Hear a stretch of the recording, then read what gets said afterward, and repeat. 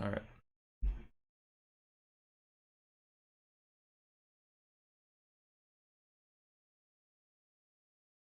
Oh, up against Venom.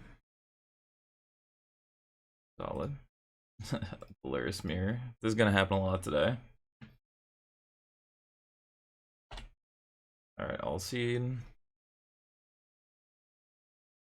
Might just go Cartouche Hateful. Tap land.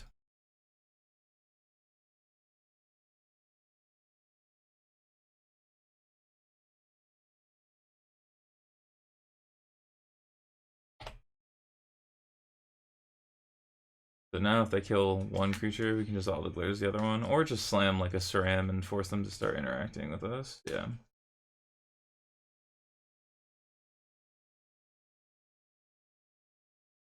One, two, three.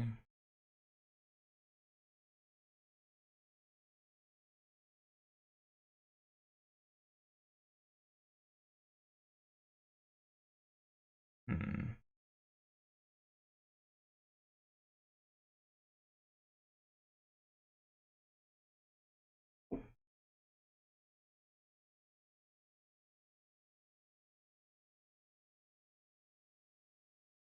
I'll just lose this if they want to take 7, it's fine.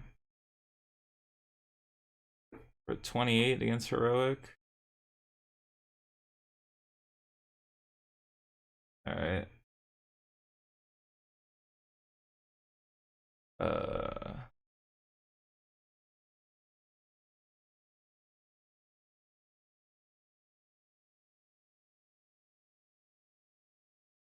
can give per red.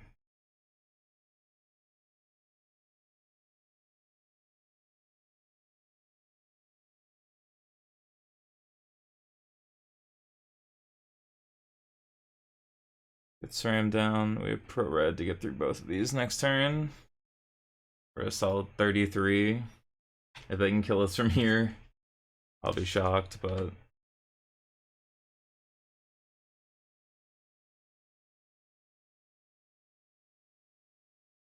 alright, well, that is a problem.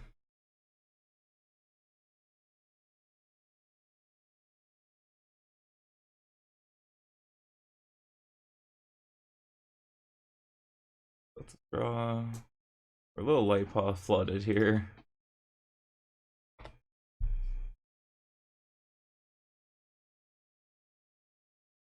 Yeah, that Killer Saram.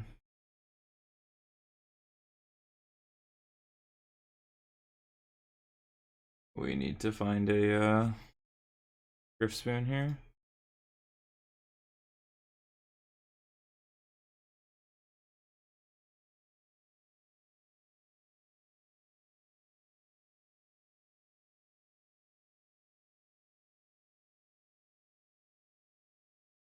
Just spread our offense. They're at 2, so eventually we'll pick up Lure soon.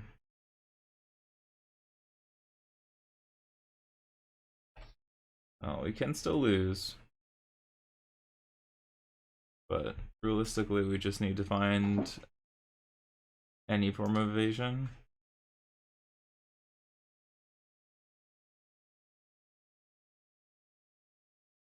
Yeah, it's a big attack, but not that big. You're in there, bud.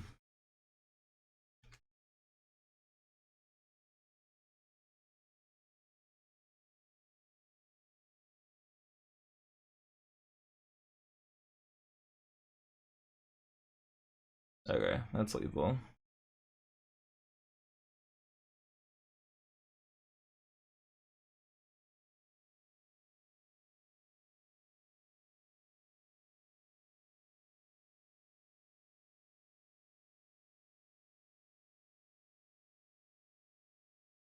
With Light-Paws, any enchantment was lethal. Alright, we're up a game.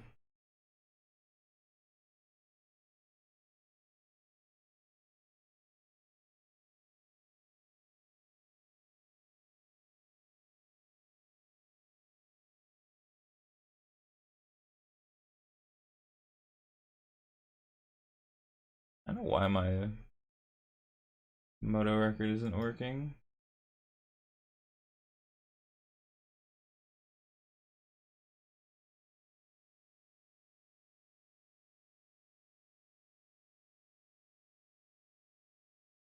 Okay. Alright, so definitely want these and these. Against burn, we want these. How much we want them here. So just here. Sideboard a little better. Definitely want Thoughtseize.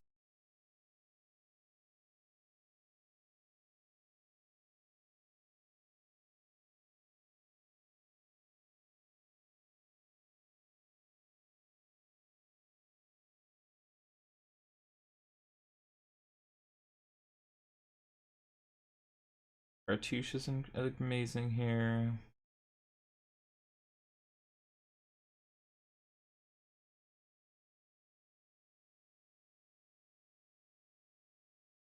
Definitely want Savior.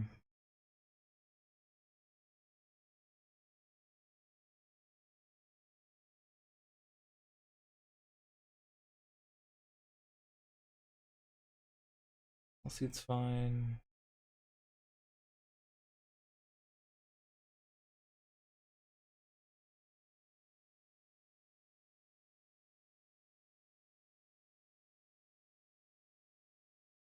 Yeah, unfortunately, I think all seeds fine. It's probably worse than the Savior. But I guess if they have Soul Scar, I'd rather have this than this.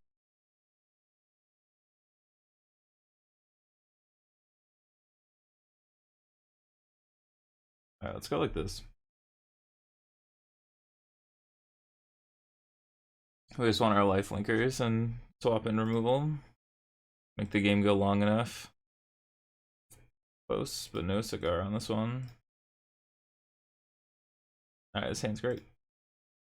The Ganjo's actually insane here. But like, I feel like we need to back a land, which means we can't use a Ganjo. Let me update that. I definitely did not wake up at what, 8:55?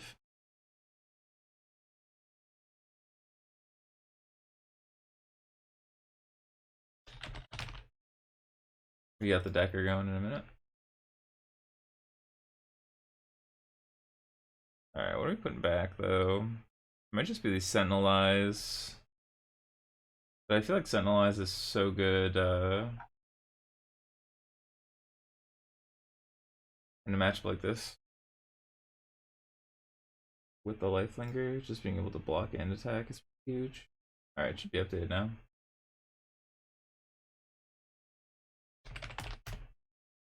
There we go. I think we're gonna try and use this to get them.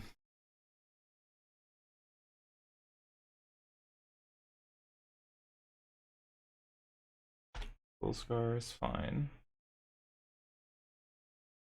Alright, extra SRAM's not the worst. Means we can play it on 2 and then hope to play it on 3 with Ethereal Armor. Alright, well, Arcanist is a problem. Never isn't. Alright, that's too many. SRAM, go away.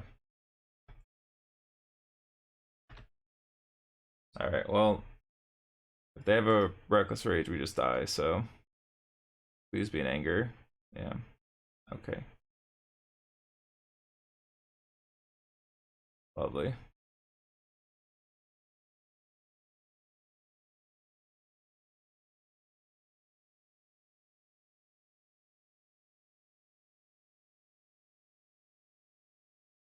Alright.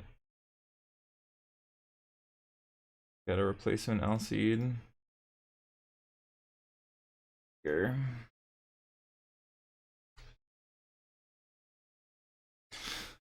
Alright.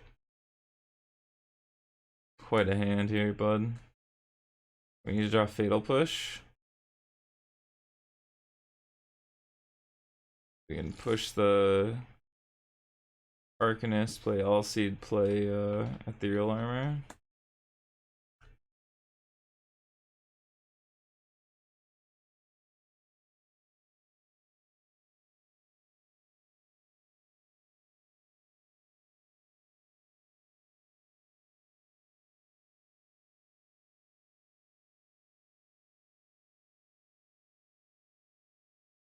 Only a 3/3. Damn. Yeah. Well, they just had us dead, so they just decided to show us an extra card. Got him. They're just playing Rakdos lists, I'm sure.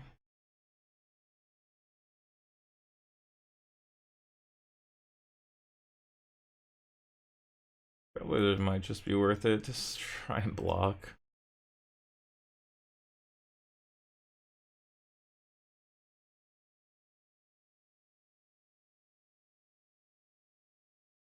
Really, we just need to find these 8 cards. Especially the Fatal Push against Arcanist. Because they're going to look for those Reckless Rages pretty aggressively.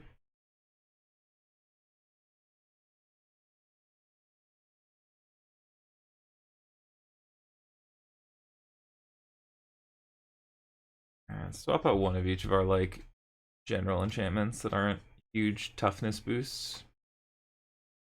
I think the Trailblazer might be a better threat here. Pretty much surviving a Alright, this hand's great. Oh, great's probably a stretch, but it's good.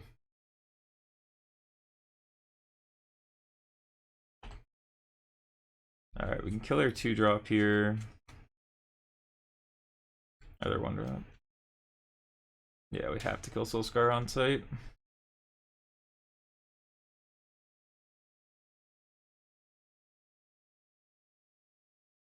Alright, so now we go SRAM with All Seed up.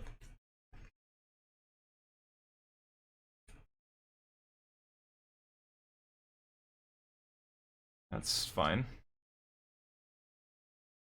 Oh, fuck me. I just clicked the wrong land.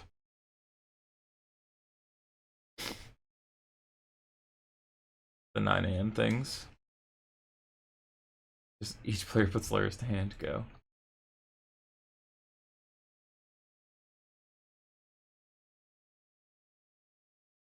Make a 3/3. I'm gonna do that.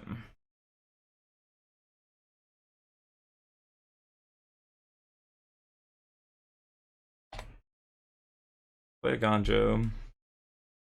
Even though we could just hold up a Gonjo for one of their creatures, my guess is that we're not actually, yeah. Lurrus Soulscar. It's fine.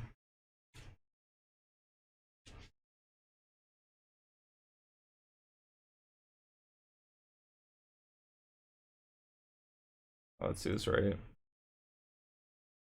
Ethereal Armor, draw a card. Dead weight.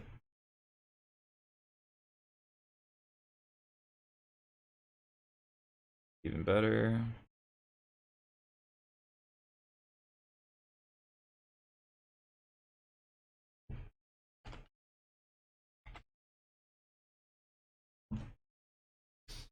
Let's go. Yeah. They just have double Reckless Rage, just chillin'. How fucking rude. Play with fire, excuse me? Okay. Hard on. Fair.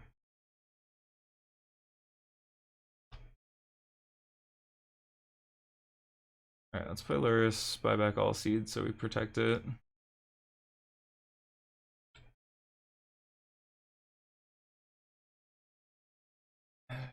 Unless they can kill Lurrus, we should win here. Yeah.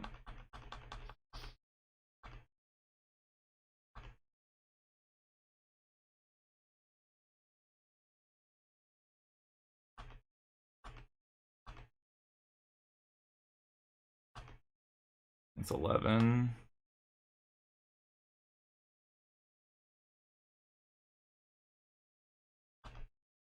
I want to block and just get pro red, but I just can't. Can't risk dying when we just have the win pretty much guaranteed here.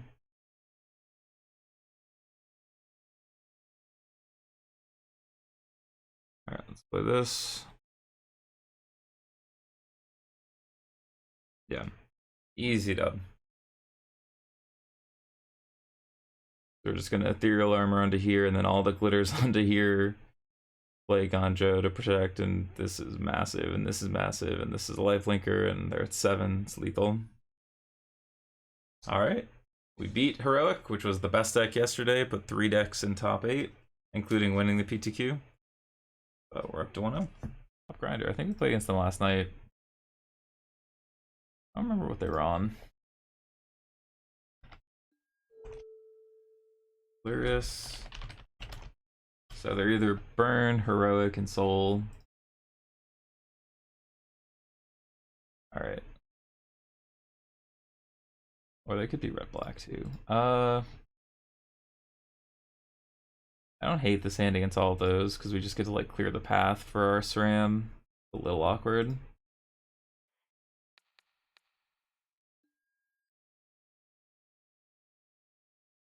Okay, they're red-black, so we'll take the Thoughtseize, and then we'll take the push.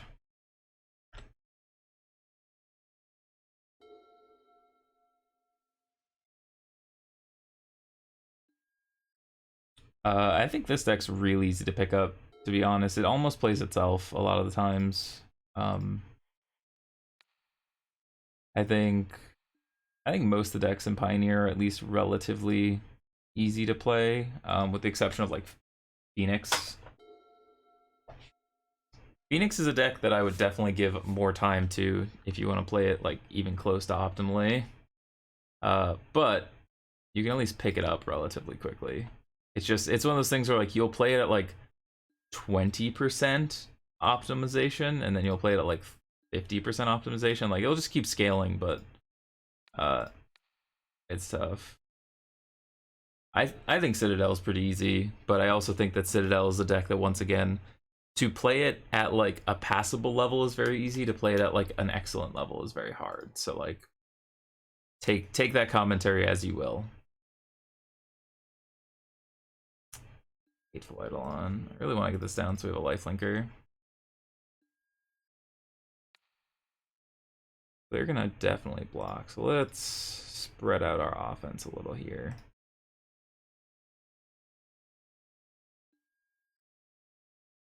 Alseid's good. We want to hold these though, specifically all the glitters, so that when they crocs us, not a big deal.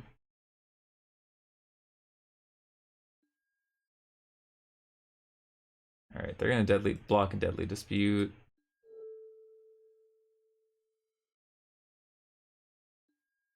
Yep.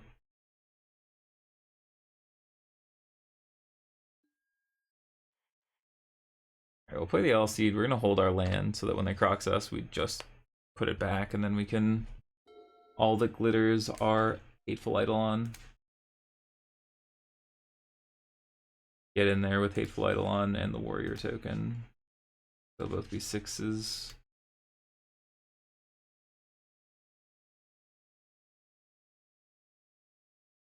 Played the mountain. Okay, so we know their hands Croxa and 3 unknowns.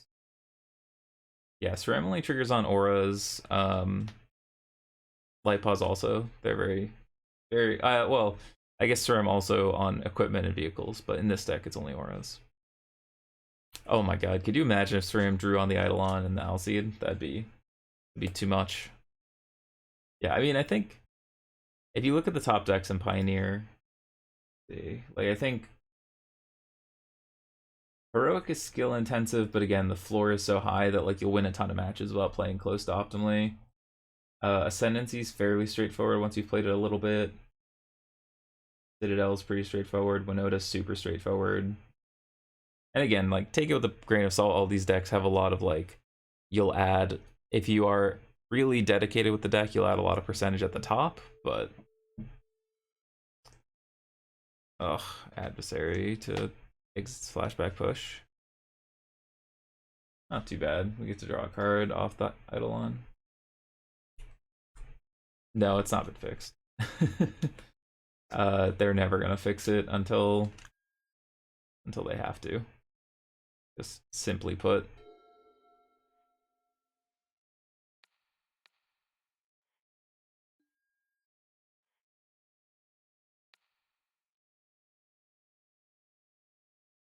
Diversify our threats. Oop. Get in for 18.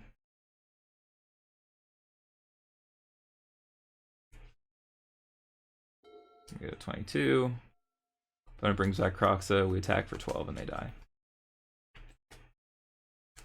Yeah, I mean, there's no word. It's like the Wall of Roots thing. If they don't give us a word and they don't plan on fixing anything, I don't know what we can really assume is going to happen, but we have no reason to believe they're going to fix it anytime soon. Dispute, push, we draw a card, kill him.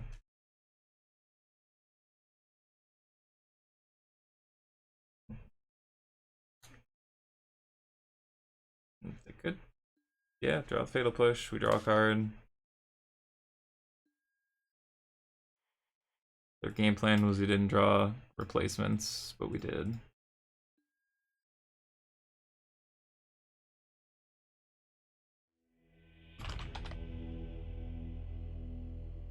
Alright. Yeah. Blood, I think, is pretty straightforward. Control's pretty straightforward. Mono red, vampires, pours up humans and green, humans, Niv to light, blue black. Like, I don't think the decks in Pioneer are particularly tough to play. I don't think that's where the litmus test is. I think it's making optimal decisions in your deck building, your sideboarding, and obviously each game does require some amount of play skill to navigate, but I don't think it's a format where you have to play perfect on every turn or you can't possibly win. I think the power level is pretty high to be able to carry you through some matches. Alright, well, they're more just like straight removal. We definitely want these apostles. They might port in red removal, which would make these apostles a little worse. Thoughtseize, Deadweight, Fatal Push. We kind of want push to try and answer Croxa.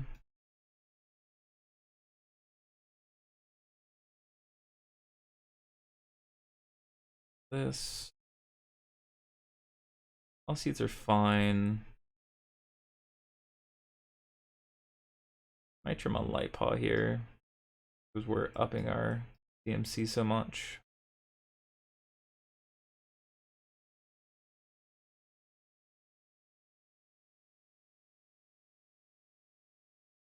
I think that we're unlikely to attack.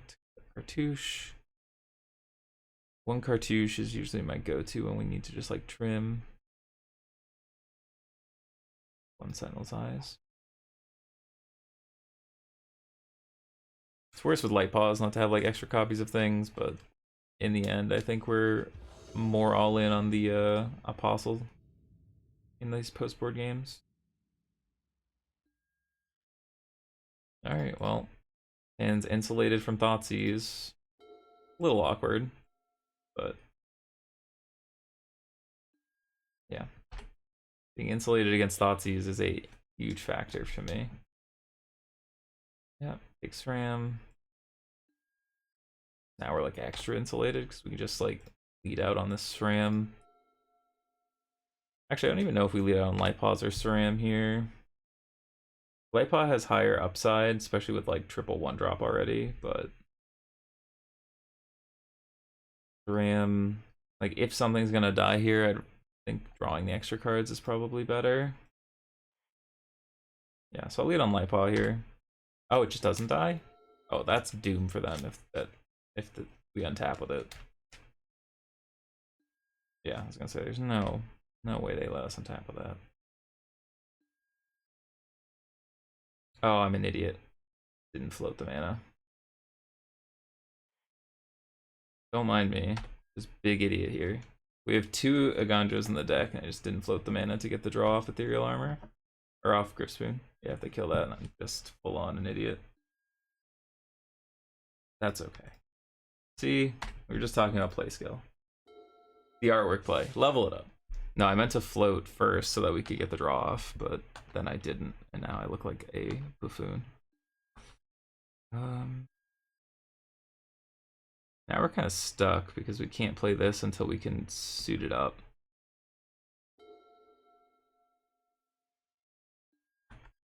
Now we just can't play it, so we need to find Apostle ASAP.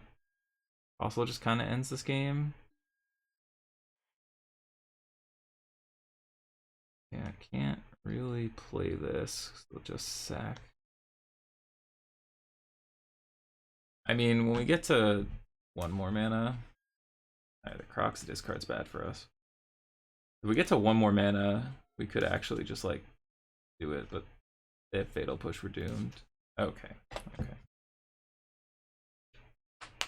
Yeah, Light-Paws is great. Every time I've had it stick around, it just insta-kills the opponent. We need to draw Apostle right here, right now. Okay.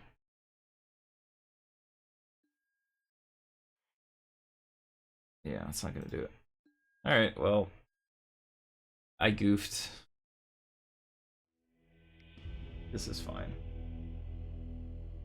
We'll go to game 3.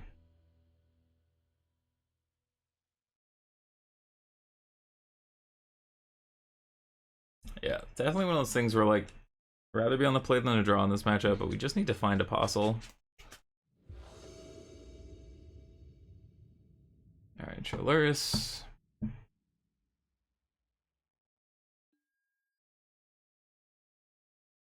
Alright, I'm gonna keep this hand on the back of how good Selfless Savior with Light-Paws is. They have a Thoughtseize, it's a little rough, but it's more likely I think they keep a removal spell than a Thoughtseize here. I mean, if they have both, it sucks, but we'll eventually lure us back to Light-Paws. Yep. I'd like to draw another one or a Sram. That'd be nice, or just an Apostle. How's land?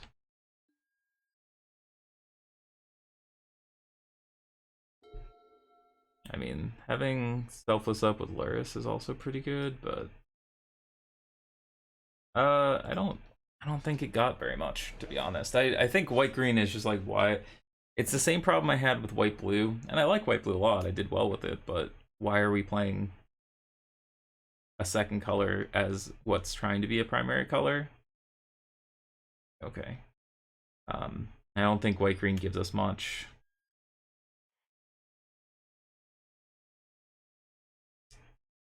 I was gonna put Luris to hand here. I think like the hexproof creature's nice. The Kodama of the West Tree? No, whichever the 2-mana Kami is good. It's just all of these enchantment decks are basically mono white. So like every time you're starting to split your color heavier into another color, it's tough. Okay, well, pretty likely they have push, so I'm just gonna do this instead. Make them deal with our worst cards until eventually they run out of threats. Yep.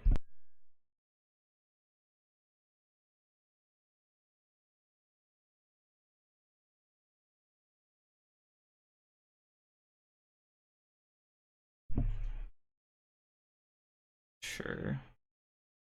Alright, so that's what they were gonna do to kill the Luris. Minimum. That's fine. Boot. Ooh, another threat's good here. Again, just really wanted to push their removal to the limits and then slam a Luris. Put the Selfless Savior up.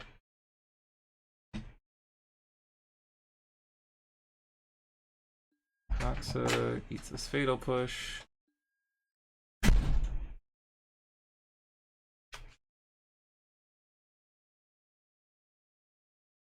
Apostle's our best draw, otherwise we just need to Hope they don't have a red removal spell, I guess, here. I'll block. Alright. No burn spell, please.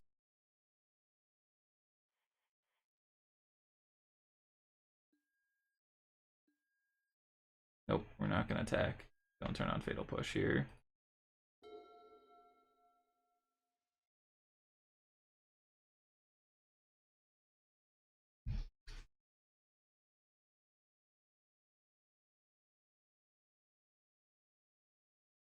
We don't turn on Fatal Push. We just hold back.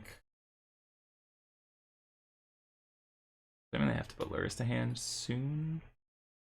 Like next turn, we get to put SRAM out, load up our hand again, or we could put up Light-Paws and just like try and kill them that way. But I think we are happier to play SRAM and just start like looting our hand up. In a 1-for-1 matchup like this, if we just gain like 6 cards on them, it's really hard for them to ever win.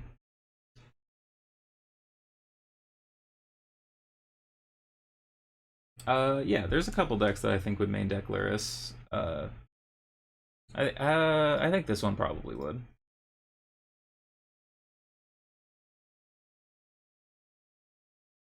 Okay. So they can Thoughtseize, Dreadbore, or Fiery Temper, but we have all of those covered. What are you gonna do? Yeah, I think this deck would definitely Fiery Temper. Okay, I think this deck would certainly play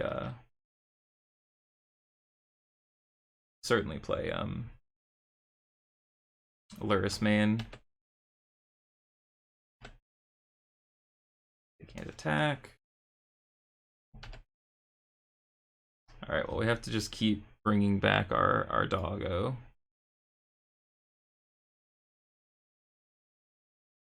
Hero armor. Spoon.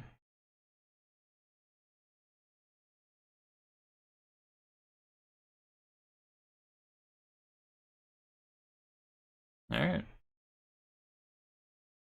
Getting there for 7. So next turn we can just cast Griff Spoon. But Griff Spoon on this is 2 plus an extra 1 is 10. Put Lurrus to hand, play Lurrus, die. GG's opponent.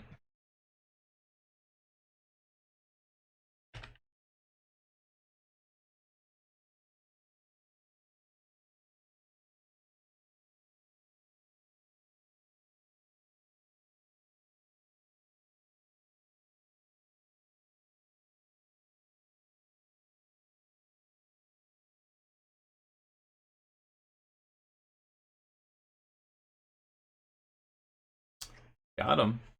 Easy 2-0. Even with my planned Aganjo issue in game 2. Alright, we're up against Lurrus. I would assume, and maybe it's a little bit of a assumption to make, but I would assume, since we're playing against Javier, that he's going to be on Heroic. Can't keep this.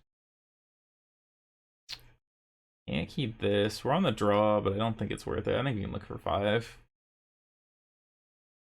Alright, we're going to keep this.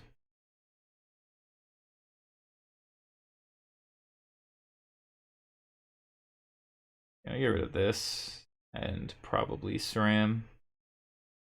No, Light-Paws is worse here. Okay. Remember going to GP Vegas and just sitting in the pool in the morning and drinking a yard long before it? Oh man. Ran out of luck in round 9. Man, that is we had to read. That is just the life. There's something great about getting those early relaxations. I remember one of my favorite GP memories was like the opposite. I had one bye. I came in, I played 2 of the worst rounds of Magic I have ever played. Like it's hard for me to describe in words like just how bad these 2 rounds of Magic were. Like miss lethal, make mistakes and die. So I died really quickly. So I head over to the bar across the street and I'm like, you know what? I'm 1-2. I flew out to this GP. I'm gonna grab a drink and some lunch. So I head over, grab a cider, grab some lunch, come back, instantly 6-0. Just the miracle drink of a relaxation. Heroic got Ancestral Anger. It has Reckless Rage, which is really good in a Lurrus meta. And it's been good for a while. This isn't anything new. But the trick is it didn't get anything new, but it just is well positioned. And yeah, we're gonna leave that back. It didn't get anything new, but it's just well positioned. And like well positioned decks do well. It was 3 of the top 4. Yeah, it was 3 of the top 4 in the PTQ yesterday. Oh yeah, full stomach is the dream. I actually don't eat a lot when I play competitive Magic. Like, I will often skip meals. Anger, sure. The opposite, start off with an edible, ran hot until the edible started to wear off. Yeah, I mean, the problem with that is you're just like, you're so in it, and then you're not in it at all. Like, your brain just is not in it.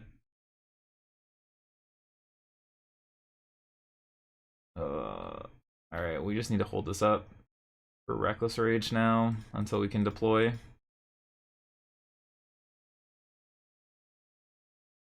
What we really need is a Griff Spoon here. We need to draw like Griff Spoon, land, Ethereal Armor. That's the dreams. Even just Griff Spoon, Ethereal Armor gets us there probably. Needed the second edible. True, true. That was your mistake, Ian. It's the second edible that gets you over the finish line. Oh, I'm gonna have to keep changing the color on this. I don't know if I would normally care, but we have a... It's down below. There we go. It's down below, but we have a sub goal of 50 subs. We'll do a 10-hour stream in the near future. We have a bunch of these goals. We've been slowly creeping towards them. A lot of Dreadhorde Arcanist, huh? Alright, land's a good one. We can never attack. We're only attacking if we kill them. Or if we get like a way to put this in the air. Put Lurrus to hand, yep. We're gonna do that soon too. Because then we can start like sending things through if we need to.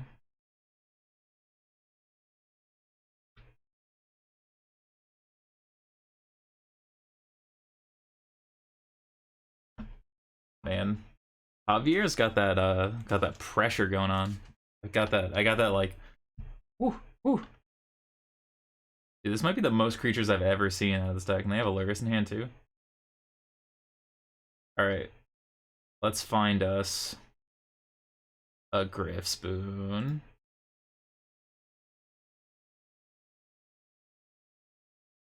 Let's go. Alright, not the worst, not the best, but at least we get to start swinging the life race. We have 2 protection spells now. We really just need to find all the glitters and ethereal armor. Just like make this hateful eidolon too big to answer.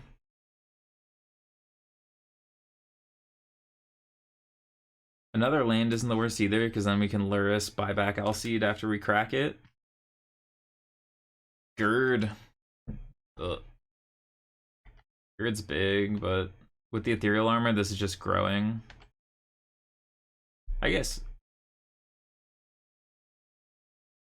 Don't make me do it again. I can only make that mistake once with the Ganjo today. I can't afford it twice. Don't make me do it again. Yeah, this is a good attack.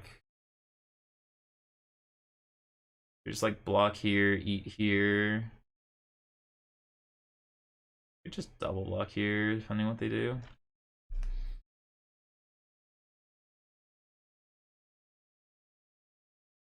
We don't want to get rid of too many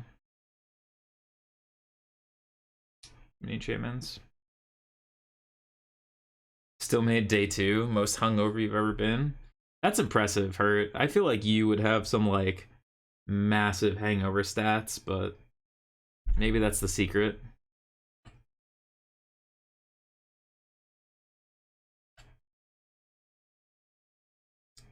Yep.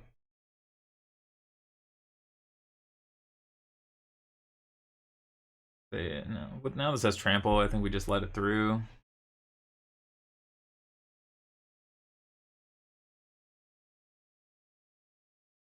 Maybe not.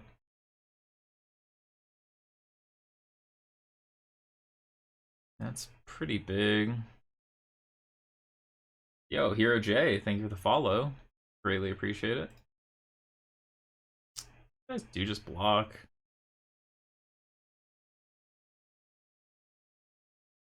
Yeah, Anger drawing a card is big game, but it's a big part of why this deck also got a lot better. Like now you just, all your cards are so good at all times. Really do, fam. Titan O'Clock, thank you for the follow. Greatly appreciate it. We're slowly creeping up to 300 follows. If you're new here, be sure to check out the links below the stream, including my YouTube channel, where you can find tons and tons and tons of Pioneer content. Huh. Ouch. Yeah. Might just die here. And we have to give it pro white, so we lose our ethereal armor. We're doomed. Yeah. Doom, doom, doom, doom, doom. Oh, thanks for hanging out, Hero J. Yeah, that was a disgusting turn. Another ethereal armor? No, Light-Paws.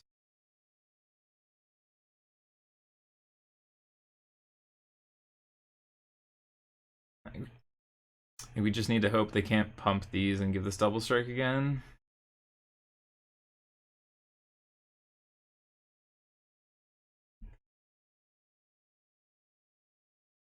Maybe with the Hateful Eidolon, we're supposed to like let the thing die so we get an extra draw out of it. Certainly could be. Alright. They're on a 2-turn clock. We have this Light-Paws if we can find anything. Oh yeah. Definitely played a ton of Pioneer Niv. Top 8'd challenge with Pioneer Niv. I think that was the first YouTube video I ever made. Oh, come on. Stop doing this to me. I think that's lethal. I guess we could just throw a 5 in front of it, but it's pretty close, right? I'm kind of surprised they didn't Ancestral Anger the Arcanist, and then they could flash it back. So if they if they angered the Arcanist, they could attack with both, use one to flash this back, one to flash back Boros Charm, and we're 100% dead. I mean, they might just have the Boros Charm anyway, but if they don't, then I think this was, yeah. Doesn't look good for the home team.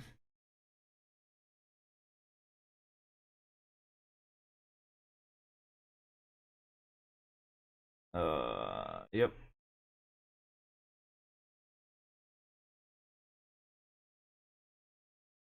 Laris goes in front of an Arcanist. SRAM probably goes in front of another Arcanist. The band goes in front of the Hoplite. Take a bunch, hope not to die. Laris. 3, 6, 7 is lethal, but we're gaining back 4.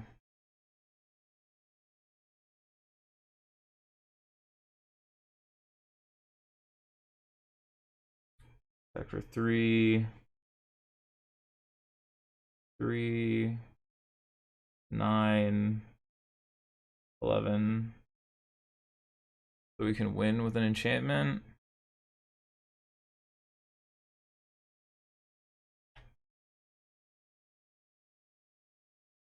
Don't have the Boros Charm anyway. Alright, why did we have to go through all this trouble? I was dead just by, I guess. Okay. Okay. I'm sure it was probably technically correct. We'll soon. Bring in our removal, our Trailblazers. One Light-Paw. 2 All-Seed. 1 Cartouche, 1 Sentinel Eye.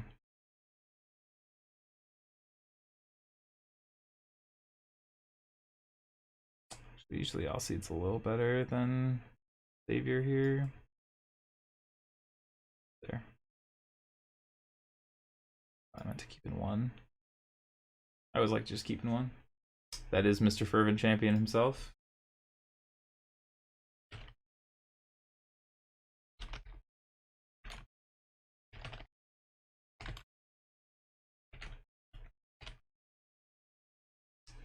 That was a mull to what? Did we mull? That was mull to 5, right? Yeah. Alright. Let's try and get game 2 here. Alright, this hand's great.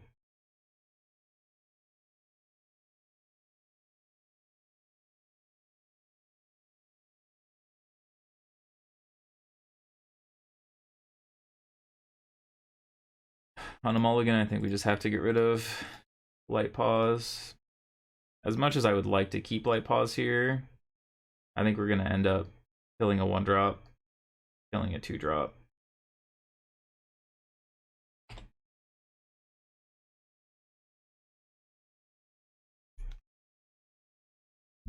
Yeah, we have to kill that. Right to F now. Alright, well. Get out of here. I'd love to draw land so we can go 2-drop plus deadweight here. Okay, they just don't have a creature.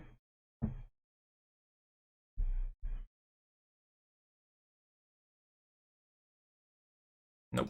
Not gonna let them dictate the pace. I'm just gonna pick up Luris here.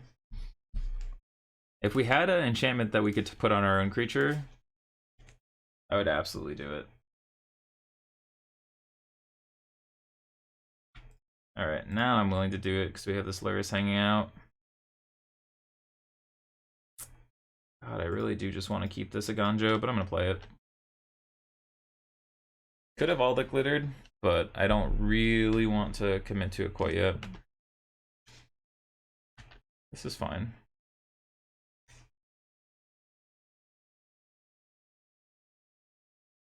We'll see why in a second.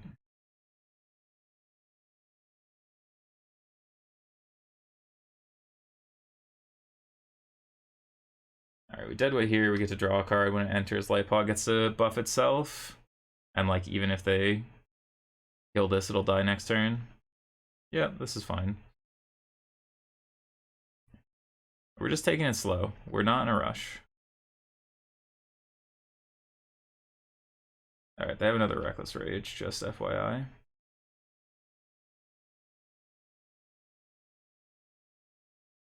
Just taking it slow. Oh, it's the Defiant Strike. Alright.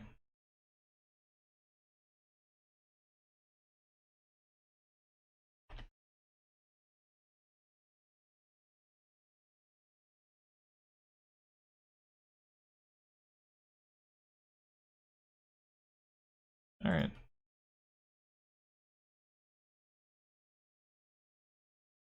Bye back, Light-Paw. Ask you a lot of questions, all in order here. Now they have to kill the Luris, which means this all the glitters should have a much clearer path.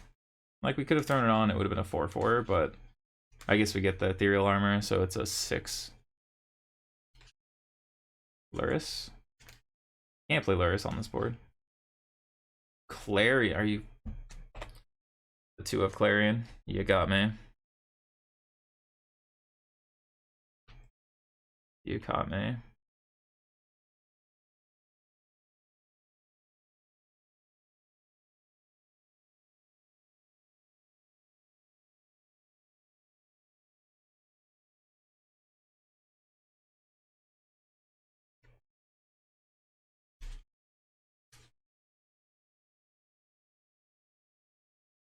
Damn. Should have been thinking about Clarion there.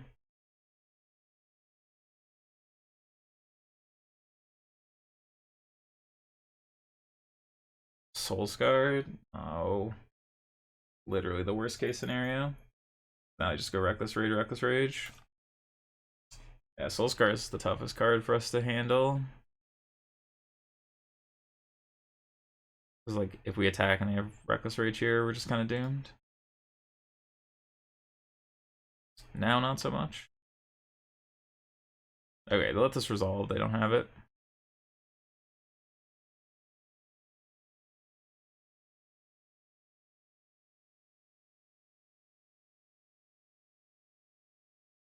I'm gonna say we got game 2 here.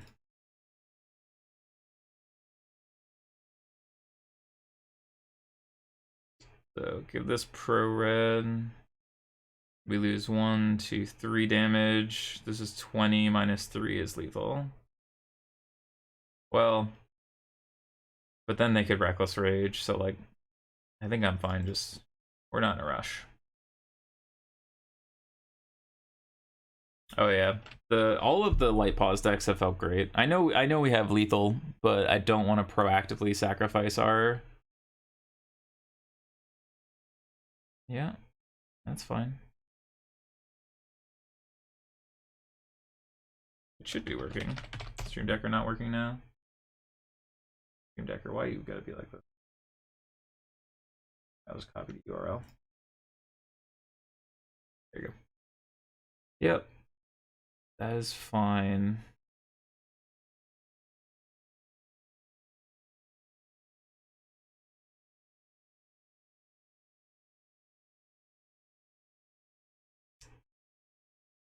I don't want to just hold this for lethal next turn, to be honest. We're past the point where we have to care about Surium. And I just want to protect these enchantments more so. Like, Surium is bonus at this point. Like, this one I'll protect, because it's on the better creature.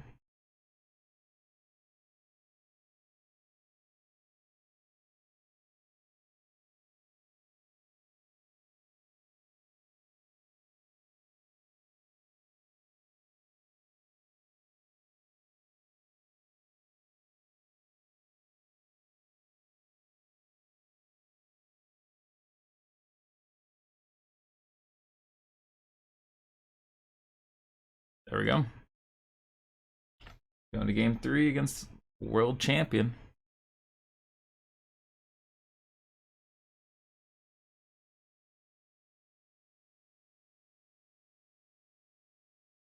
We're gonna be on the draw. The double Light of Hope. So they're probably almost assuredly just on Rastaf's list. That's 2 Light of Hopes, 2 Deafening Clarions. That's kind of the big stuff we gotta worry about.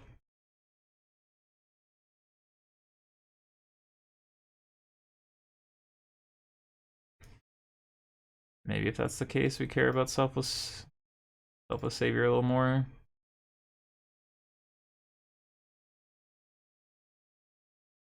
Definitely want these and these.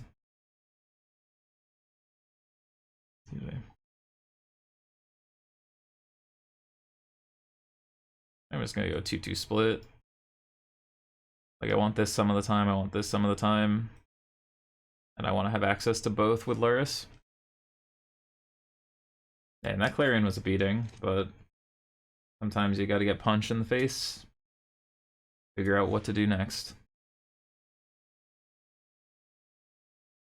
Alright, Luris up. Do we get to keep a 7? That's gotta be illegal, right? Yo, RNJitsu, thank you so much for the sub. Coming in with the Prime Gaming. I feel like I played you yesterday while I was testing for this. Maybe I did, maybe I didn't. I'm gonna keep this. We're 1 removal spell short of me being thrilled about it, but it's a good 7 with a lot of agency. Lead on Selfless here so we can just like slam SRAM and then hopefully all the glitters and Alseed. I mean, if they want to kill this, that's perfectly fine. Yeah. Stop casting spells. Titan Jesus. Oh, it has trample, so it can't even like get a good chump in. Okay, Alright. What are they doing with their scry? I'm gonna just hide these. Both lower stacks. One on bottom? Okay. You're in there. Okay. We have a plan. Really don't want to have to shock here. Chip shot, let's go. Only problem is like Reckless Rage gets through Selfless Spirit. Or Selfless Savior. I just block. Fuck. No. No.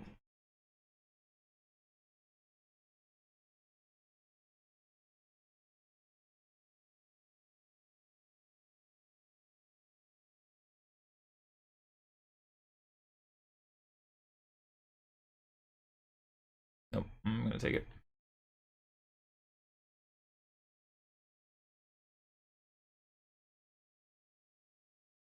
Spoon.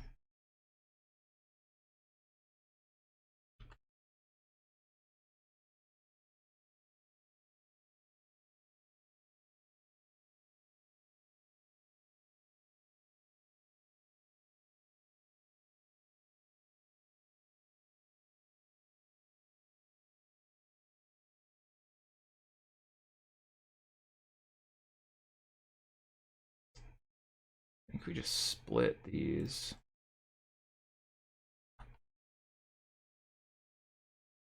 Oh, deadweight's pretty huge.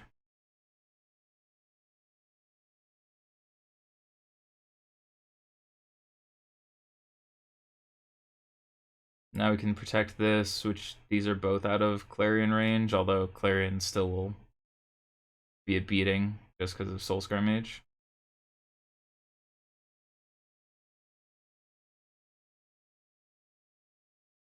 Put Luris to hand? Okay. Okay, if they have Light of Hope, we have to... Oh, this stops Destroy, right? Yeah.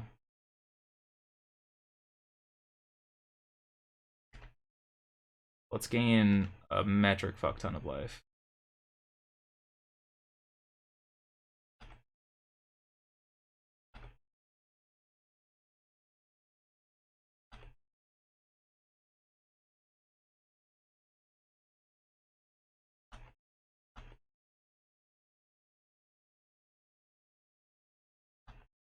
Sure. Maybe, yeah, maybe that was a fucking mistake, huh? That was a big fucking mistake. I should have left back stuff. I'm just an idiot. Fuck me. Just leave back the Selfless Savior there and not be an idiot? No, couldn't be me. Even just leave back Saran there. Just absolute degeneracy. Although I guess getting them to use it here is better. Not good though. They have an 0-1. We're at 8. They didn't eat our Selfless Savior though, which is kind of great for us.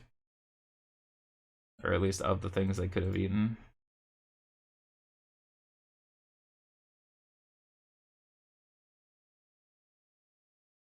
I mean, if they have like Titan Strength, Boros Charm, we're dead.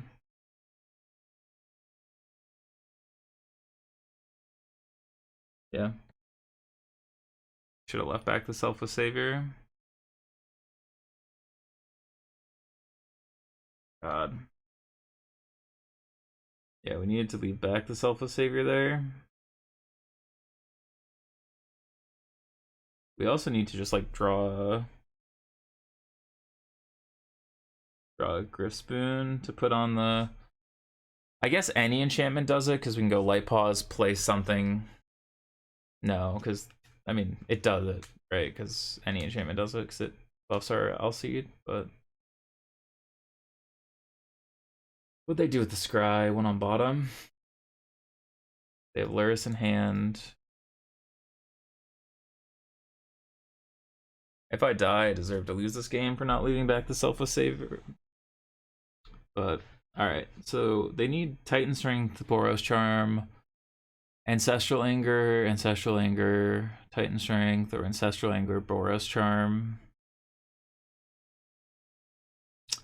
But without... It starts with Boros Charm. If they don't Boros Charm, there's not a lot of ways we're gonna die here. They could have land, stand up den, but that's not a great plan because then they're tapped out and we're gonna gain 11 minimum.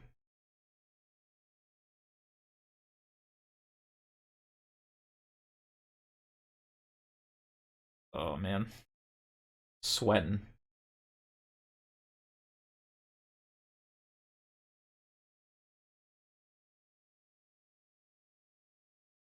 What is Javier thinking about here?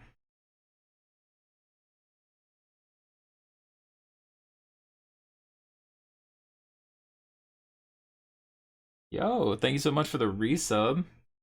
Appreciate it so much. What do you think about incarnation decks right now? I think that Boseiju makes it very tough to play any deck that's reliant on enchantments. I mean, it's Magic Online, right? He might be playing the modern challenge too. I'm not gonna read too deeply into how long he thinks here, but I think incarnation decks are very strong because they picked up quite a few nice tools, like the 2-mana dog and I think it's Corrosi. Claudio trophied with a incarnation build that looked good. I just think that like you immediately are lower percentage just based on the fact that Boseiju exists, which is tough. God's willing to scry? Could be go for pro black here. Oh no. Pro black, lose the dead weight. And then kill us with a Boros Charm. Anger. I think we're dead. Yeah. I threw it. The Titan Strength. Any spell kills us here. Oh man.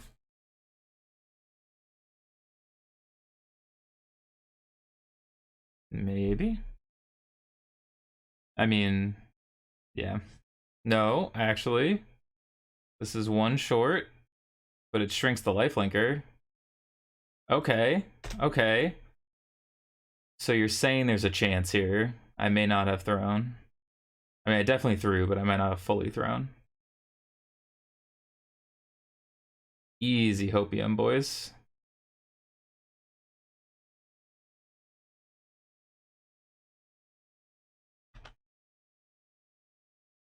We're one short.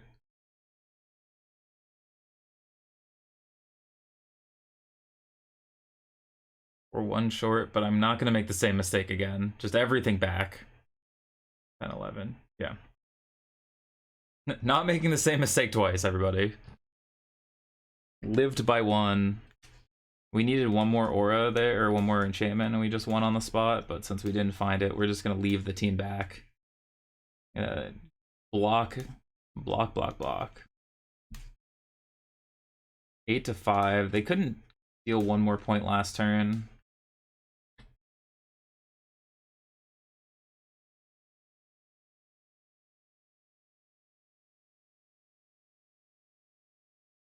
One, two.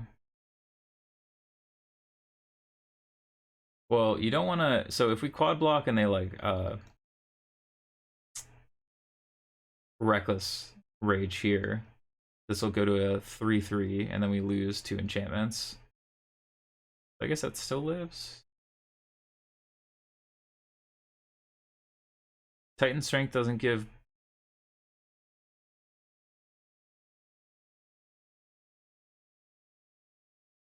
I'm gonna triple block. They don't play any cards that give they give trample here. Trade, I gain a life. Luris, buy back a creature. Yep. Alright, we need to find something here. Ganjo's actually kind of huge.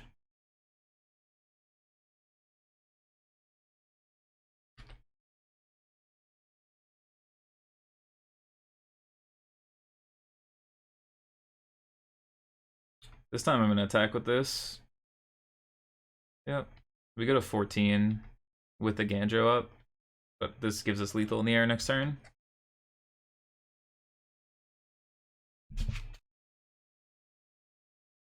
One card in hand. Just the 1 mana. The Aganjas aren't standard from the list I've seen, but I've really enjoyed having access to this effect. Let's go! Lost game 1. Whew. Stole that 1 by 1. We're 3-0 in the challenge, beating a world champ. Alright. It did start. Thank you for the heads up. Really appreciate that. Alright, opponent's not showing us any companion. Might be Phoenix. We're on the draw. This hand's like the classic Aura's hand, where like if your threat dies, you're kind of doomed. We do have Luris as a buyback. I'm gonna give it a shot, especially on the draw. If this was on the play, I think I'd look for a better hand. Winota. Alright, Winota's a tough one. Game 1. If they just have a Winota, we might just die. That's always the worst, when you like move somewhere and there's just not magic to follow it.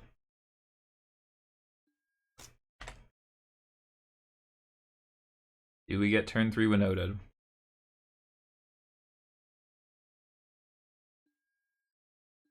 If we don't, we're just gonna kill him. So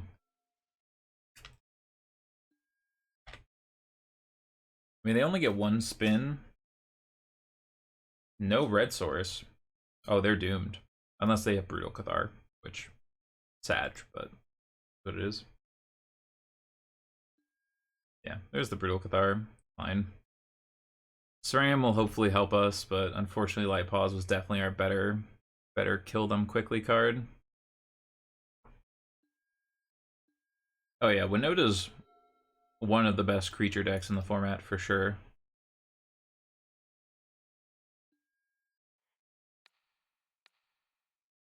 Cartouche, so we get a second creature. Plus it's our least valuable.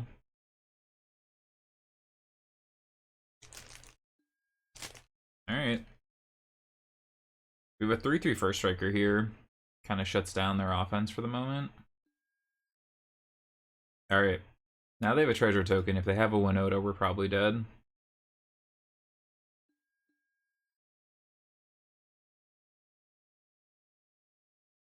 Start here.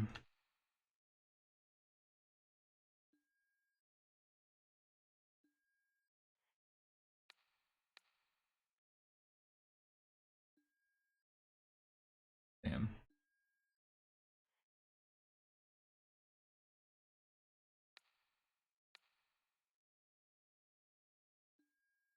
Alright. They are dead next turn if they don't have Winota or Brutal. My guess is they have Winota and they just needed a red source, in which case we're kind of boned, but if they just have a Huntmaster, they're dead.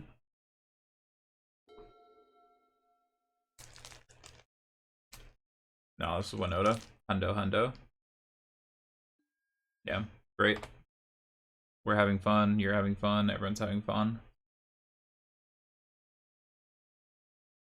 Why not defend? Because Winota. If they spin the wheel, look at the top 24 cards, and don't find a Brutal Cathar, we have a chance, but otherwise we're just pretty dead. Yeah. Okay. Well, we're super dead even if we blocked. Nice. Everybody has fun against Winota. Yeah, there is the lifelink enchantment that's 2 mana, it's just not worth it.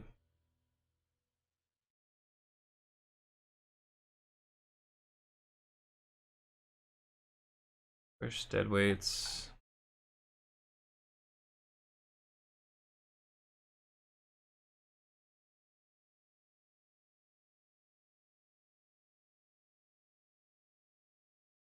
You really just gotta go fast in this matchup.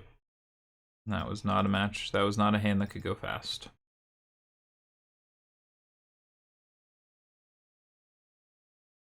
I mean, right, like, Brutal, they interacted with us. Had they not had Brutal Cathar, we just killed them. And then they found Winota the turn before we killed them, so, like, kinda is what it is. They got to turn 5 as a combo deck.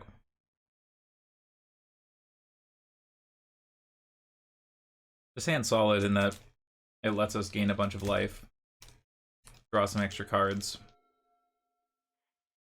We'd love another dual land here so we could play Hateful, draw 2, but we'll take what we can get.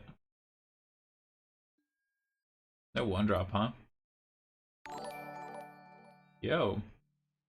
Micah MBG, thank you for the follow. Let me know if that's the Micah I know. Kappa Hell, thank you so much for the follow. Greatly appreciate it. It is. Alright, let me... Oh, even has the right picture. Love it. Let me give you VIP in here, Micah.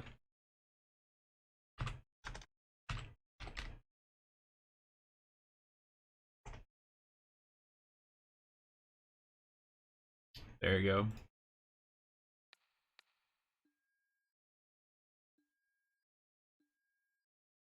Alright, crash in. Our plan here is they play like a 2-drop. Yep. We kill it. We add some Sentinel's Eyes. And hopefully kill. Missed a follow. Well, I appreciate it nonetheless, my friend.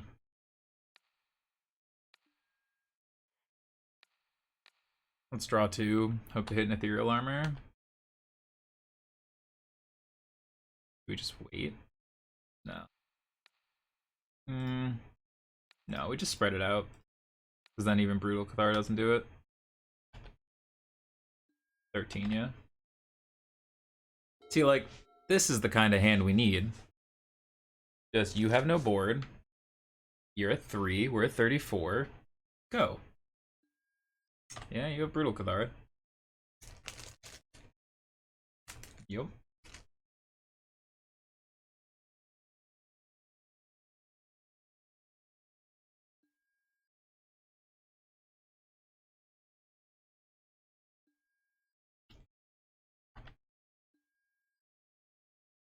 Attack.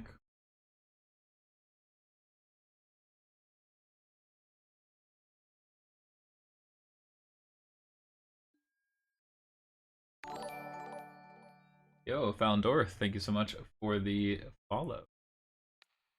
Alright, let's throw this on here.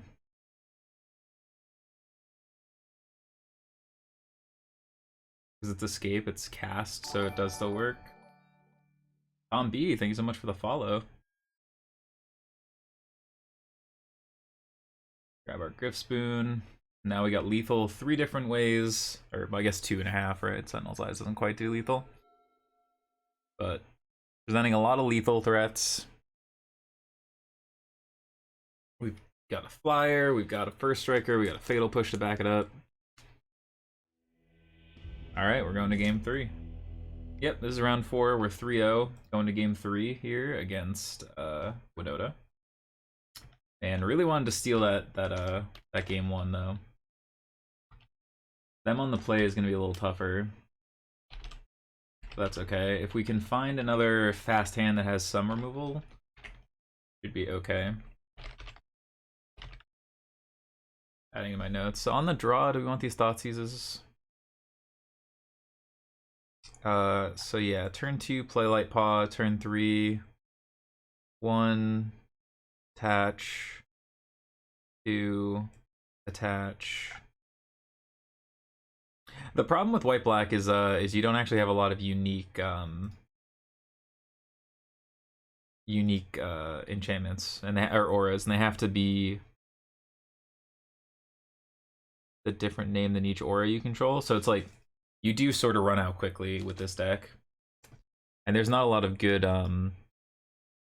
like value auras to play to just sort of get around it. On the draw, do we want these Thoughtseizes?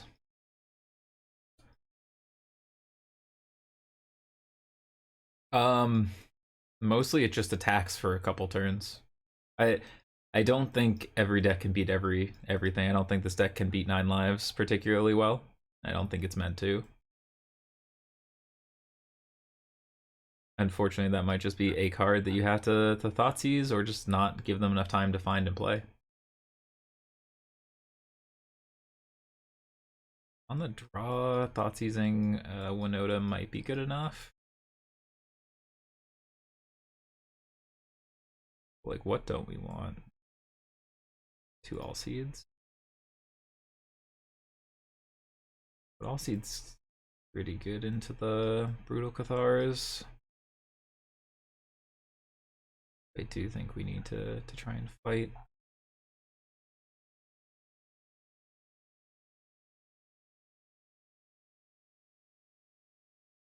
We just want to go fast, but on the draw we need some interaction. We have removal.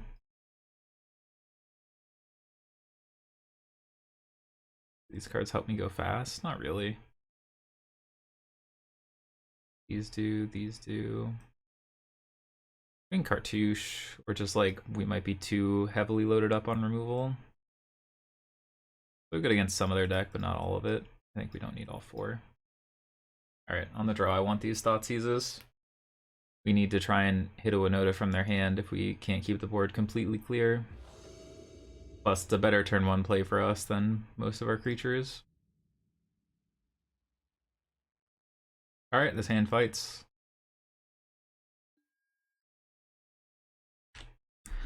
So, turn 1 Eidolon, turn 2 Thoughtseize Deadweight, turn 3 we just try and raise the heat. No 1-drop is kind of a disaster for them. I mean, they might just have like turn 2, yeah, Innkeeper, but it's kind of a disaster for them. I'm just gonna draw 2 cards. I mean, nope, don't click that. Draw 2 cards.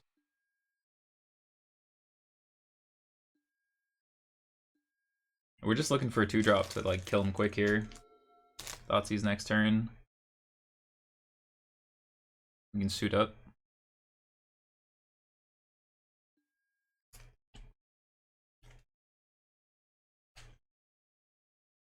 That was a 1-mana 3-for-1.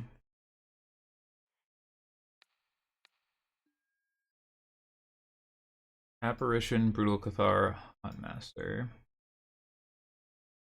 We want to take the Apparition because this lets us. And then that just means we want to.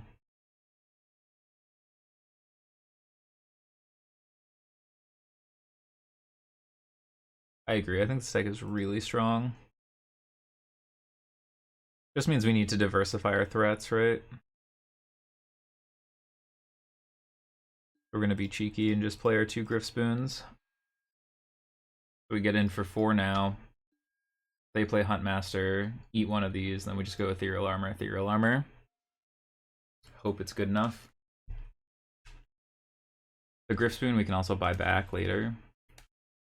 They just draw Winota. Please no. Come on. Fucking come on.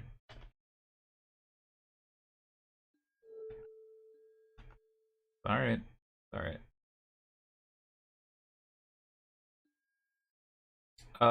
Every once in a while there's problems with Companion. It's not super common. Okay. Just got to do both things here. Must be, must be, must be.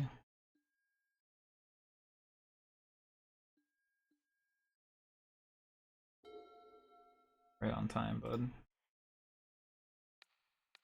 And we know, I guess this lets us take the other Brutal Cathar. Like the only saving grace here.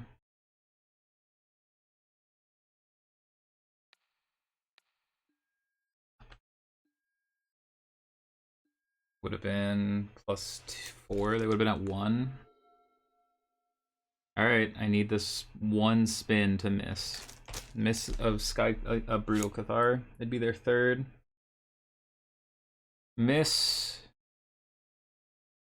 You can even hit Blade. Yes, that's a miss. Let's go. Let's go. 4-0 should be most likely locked for top 8 of the challenge. Up against Zerk. I forget what Zerk played yesterday. I think it was either in Soul or whatever. Let's get this banned Trailblazer. Backed up with Thoughtseize is a pretty good look. Being able to clear out anything too problematic here. No companion though, so we don't know what they're on. Might be Winota actually. Oh, I'm kind of thinking it's Winota now that I'm thinking about it.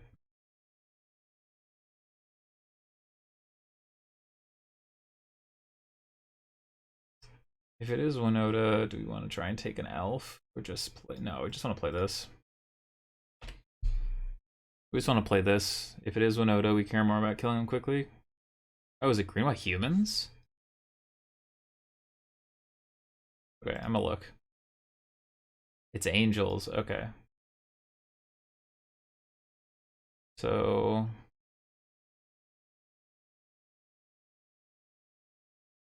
take Skyclave, right?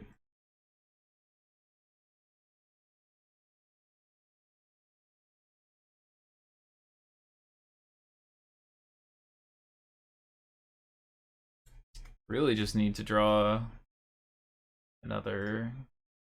Oh. Oh.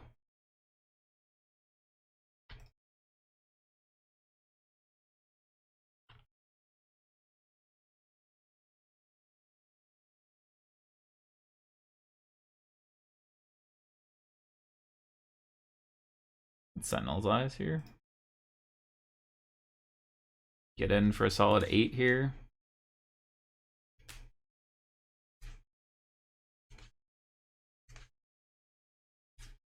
Are you...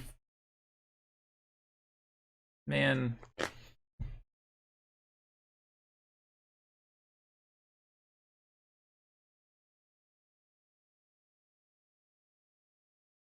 What a fucking doom.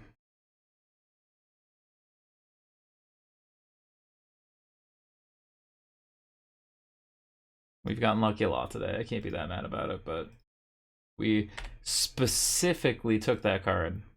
Stop doing that. Come on. Now they get to Coco. Yeah. Need them not to hit basically anything in their deck, which is, you know, a good request. Hey, look, that's things. And they only gain 4 here. No, they gain 8, right? Because they see each other, yeah. Yeah. Gain 8. Valyris plus Ethereal Armor is not a bad turn. God, Alseid is so useless in this matchup because we can never get pro white. London Angel's gonna be tough here. I mean, we're gonna get to just like...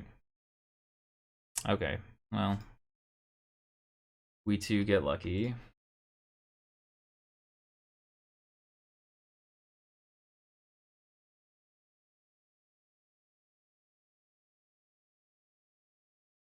Alright, Luris, buy back Ethereal Armor, get... Probably get Griff Spoon so that they can't get in with flyers at all.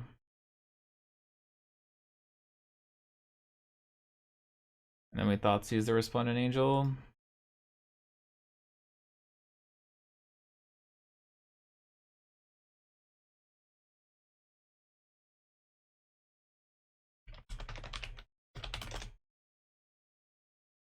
Man. God, that Skyclave was so brutal. Basically any other card in the deck we don't care about.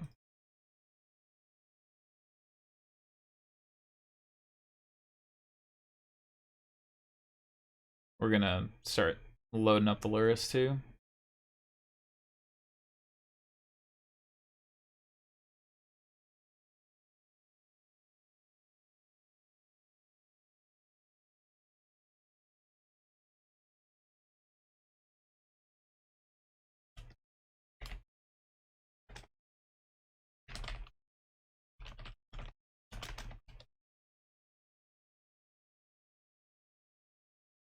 Alright. Griff Spoon.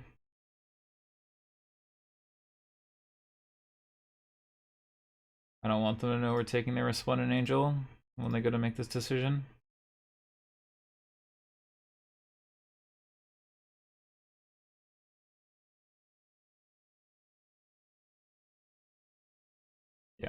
Get rid of this.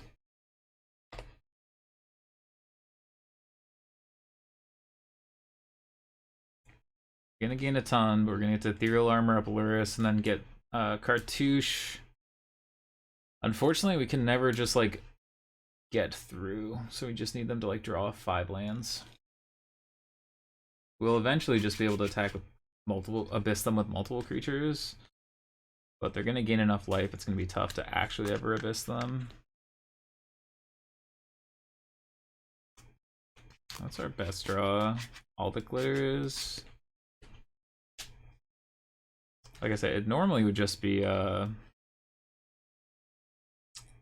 would normally just be Apostle to get through this, but pro white not being an option is a problem. Alright, well they have nothing, so pretty good.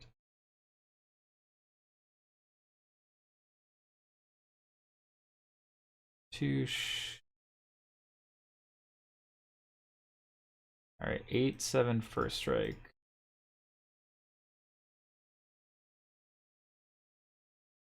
So kills that. Kills that. They would have 2, 3, 4, 5 left over. Can't kill Luris. Alright, get in there.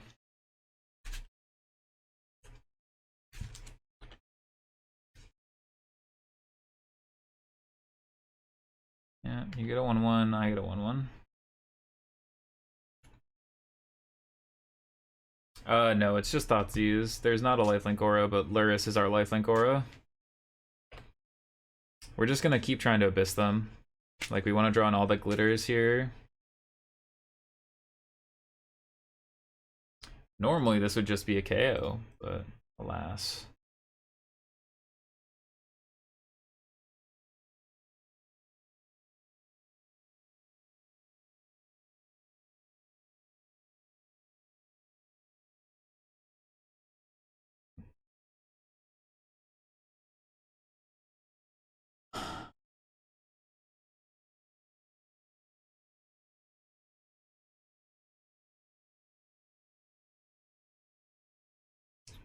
Alright.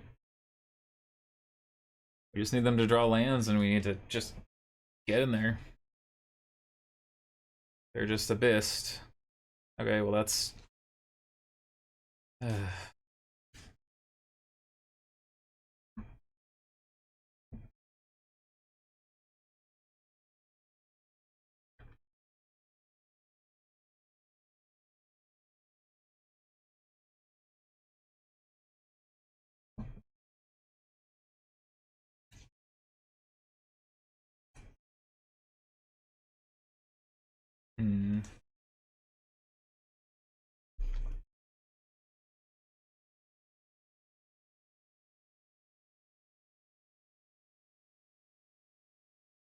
Alright, you guys are gonna think I'm crazy.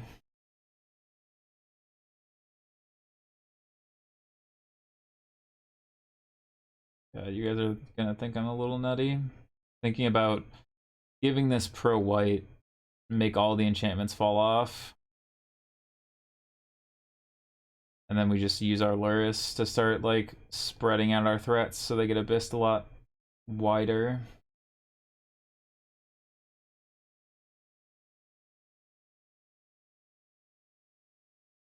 Ootsie, thank you for the follow. So like the problem is if they draw a creature here, they're gonna start getting to the point where they can just pump out angels and then we can never really race them. So we need to like diversify our threats, and like this will get back to size very quickly because every time we cast these it'll rebuy and we can just like cast this out of the graveyard for free. And then what we can do is we can stack an enchantment on here and then sacrifice it to draw cards with Hateful Eidolon. Like we just need to accelerate the game.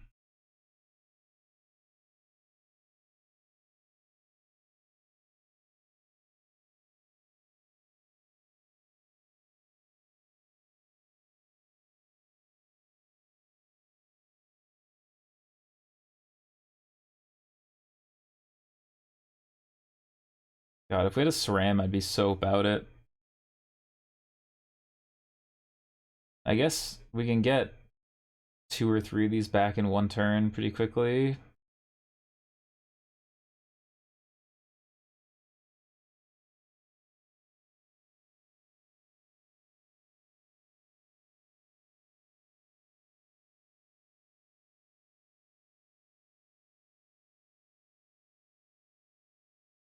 We don't want to use this at all right now.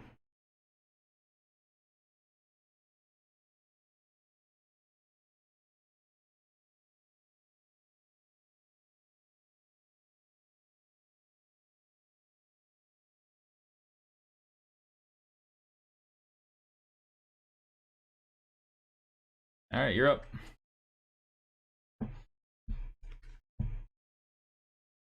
We can't beat the book, so that they had to top deck it empty-handed. I don't know. I don't know.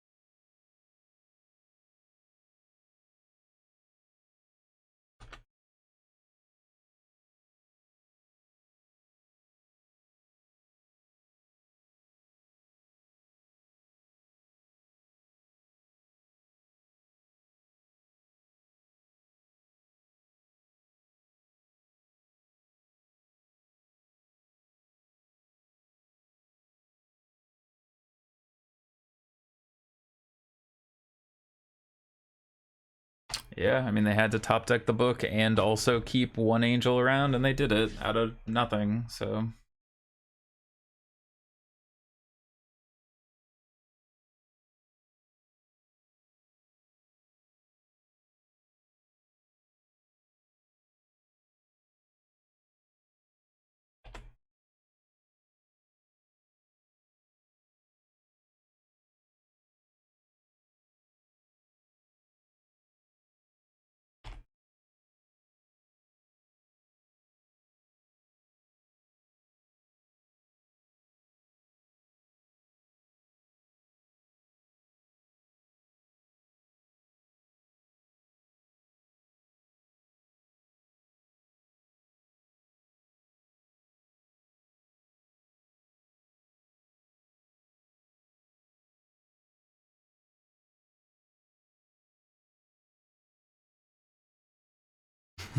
This is where we're at.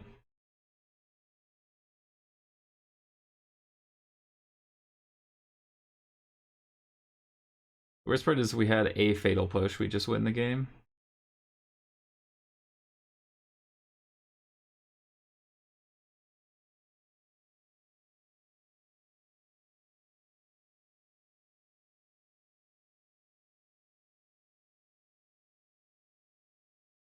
Yeah, it's game 1. Them timing out, because we're going through the next 37 cards, and they're going to put 4 to 5 triggers on a stack every turn.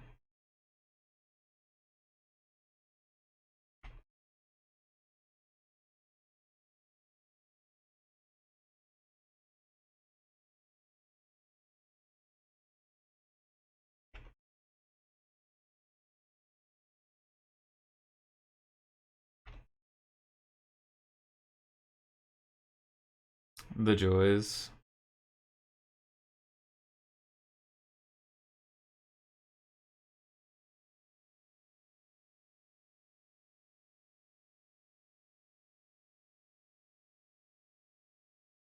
Oh, we're dead, so we're just not going to use any more time.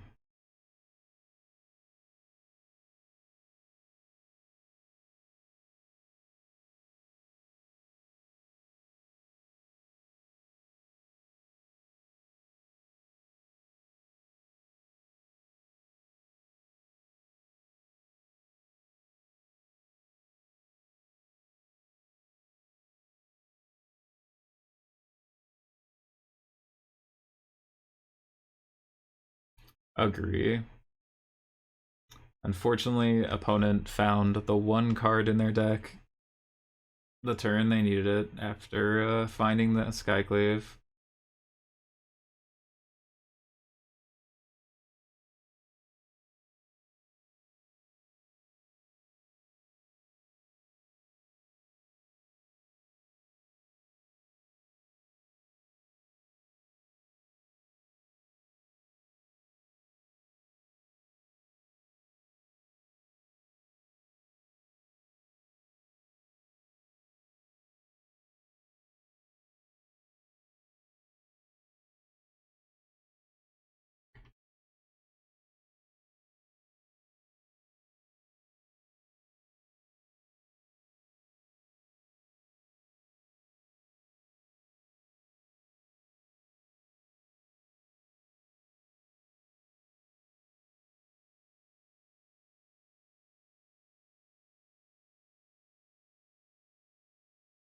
We're just gonna cast enough spells to make the lifelink big enough that it should be hard for them to ever race. And then we are not casting anything else.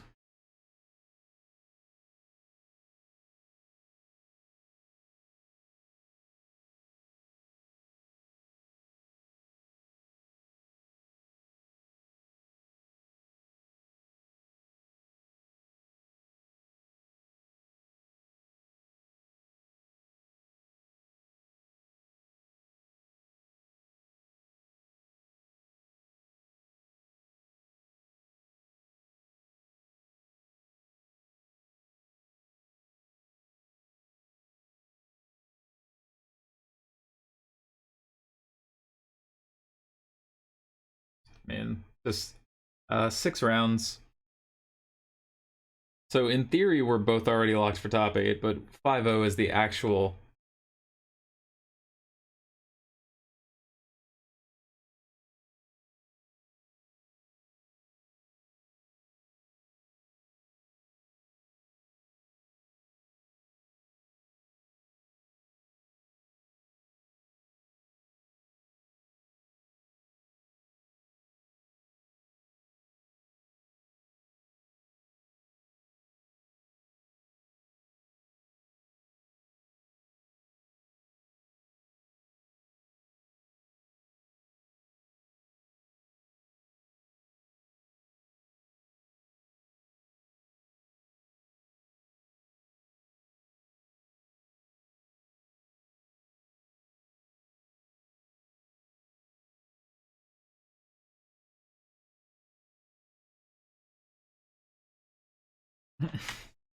And we're deep in the loop of the same combat. They'll eventually actually kill us too, which is their own business.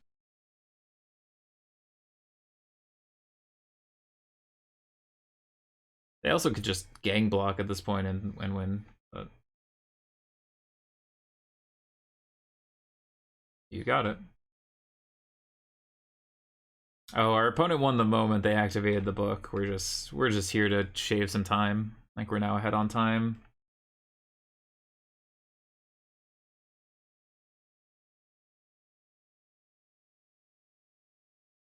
Because they get 4,000 triggers a turn.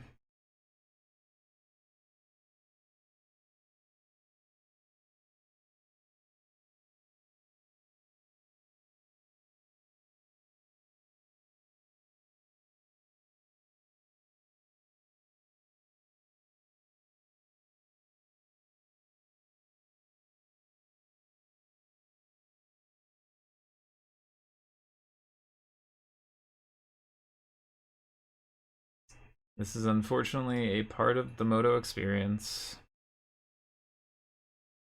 I mean, our opponent could have just blocked 100 years ago with their 87,000 power and ended the game quicker, but this is where we're at. Yeah, can't lose. You got it.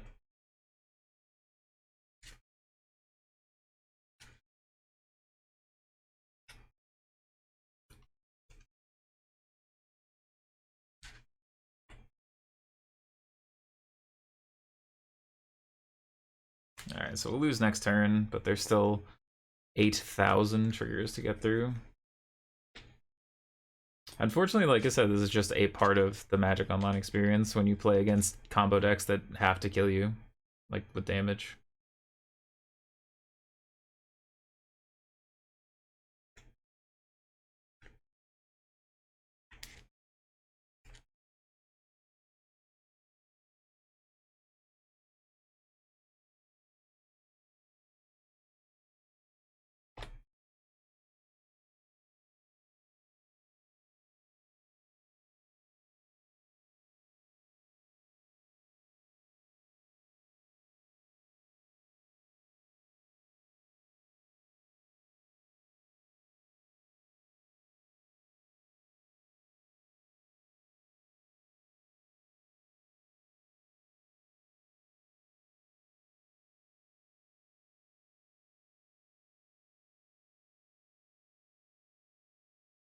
Back block, main, my turn. And done. Cool. Alright. Bring in Fatal Push.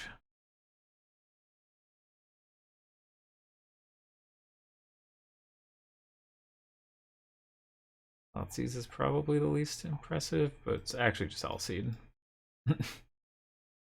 All-Seed just actually does nothing.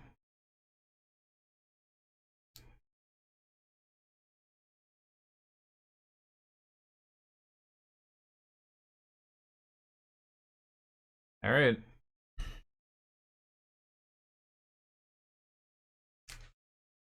Well, it was the Skyclave off the top into the book off the top.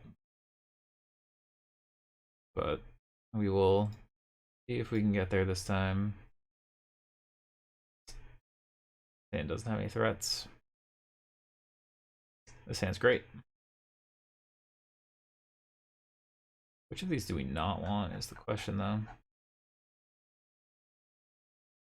Need these, need this, need this, need this. Do you want Thoughtseize or push?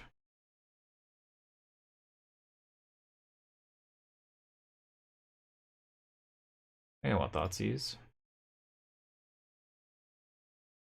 It's close, but I think I want Thoughtseize.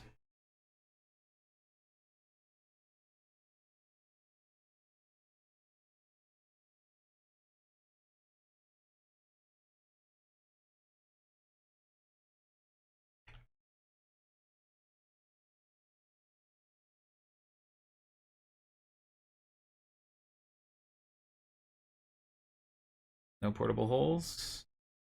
God damn it.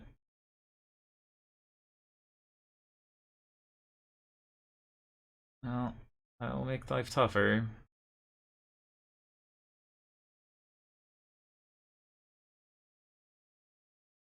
Valorant stance also going to make life tougher. We just got to be careful about that.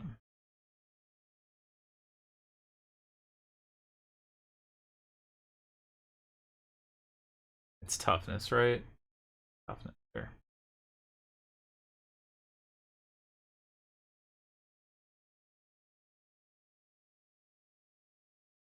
Get in there. I guess the other benefit is if they do get to Valor stance it, we get to draw a couple cards. Like, isn't much. Yeah, we're gonna pick up Luris.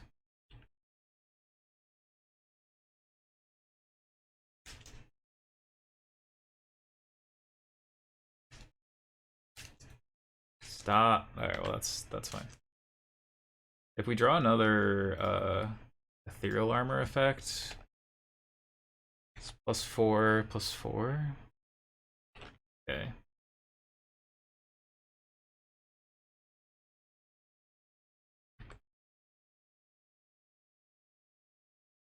Cartouche.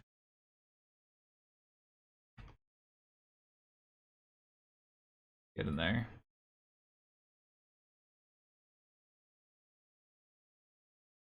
The Valorous stance, we draw 3. Sure. Oh my god, stop drawing cards. If you could, please. Stop. Just actually drawing creature after creature here.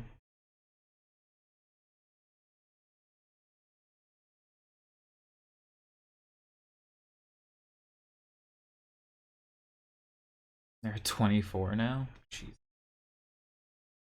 So their draws in order with this. Damn.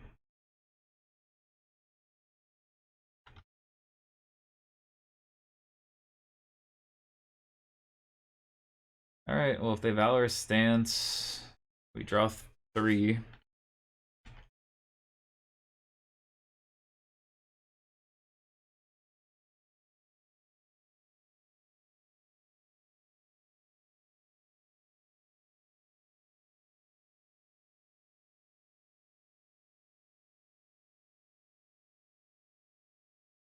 We don't have anything to get, right?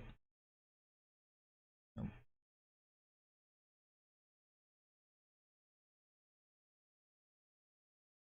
Get in there, buds. Mutavault, make some more 1/1s? Sure. Just infinite buying time. Fucking Bishop of Wings, man. I might just attack with Light-Paws. Yeah, I think I should have attacked with Light-Paw there. Oh, fuck me. Opponent's literally just like gained infinite life from like 6 and now our attacks are bad again. A loathsome matchup.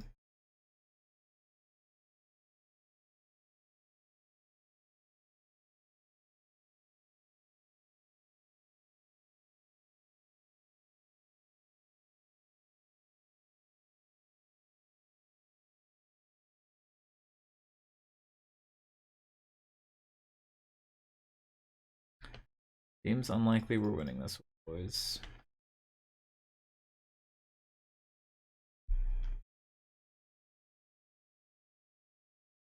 Yeah, make more 2/2s, which are really 5/5s.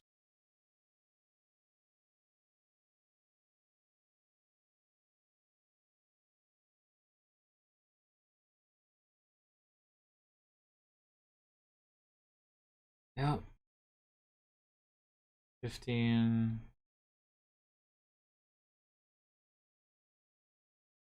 And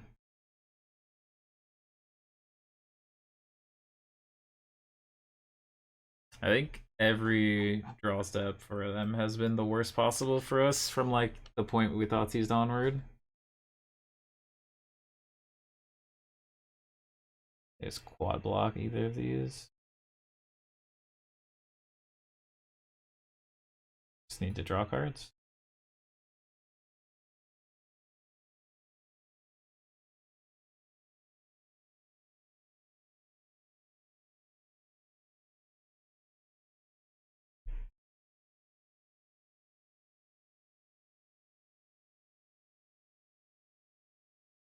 Oh.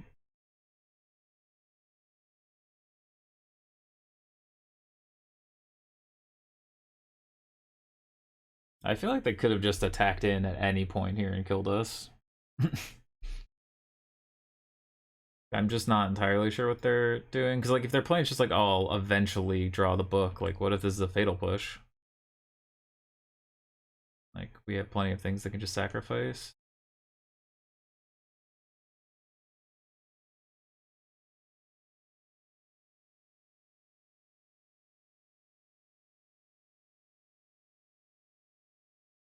Like, what are we doing here, opponent? I know they don't want me to draw cards, but like, they're just kind of existing.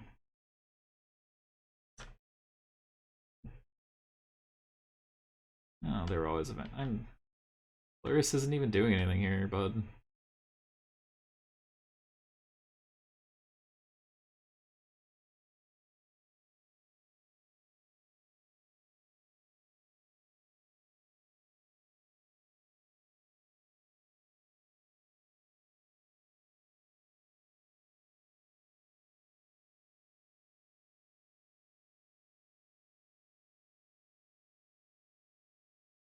Like, these come back from the graveyard, and really we just want to draw cards here. Like, they're taking it slow because they in theory can win later, but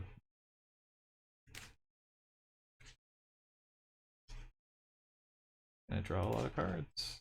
Draws like 6 cards. Yeah, I think they're figuring out that killing my creatures is a net negative to them.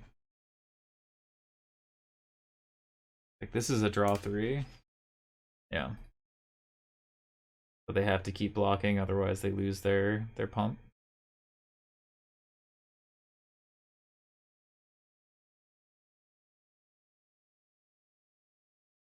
No, it's better to kill the flyer here.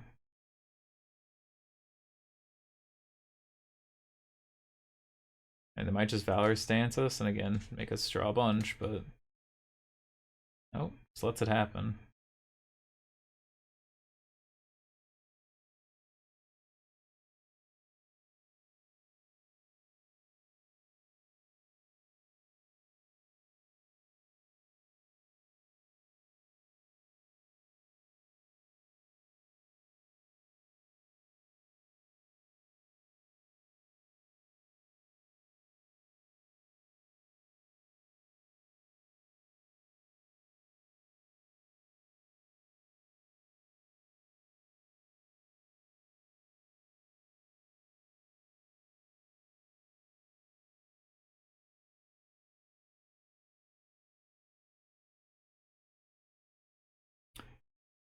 I mean, this is the reason we took all that time, right? Under 10 minutes, and we are still coming in hot with a lot of aggression here. We'll get you eventually, opponent. Now we'll get you.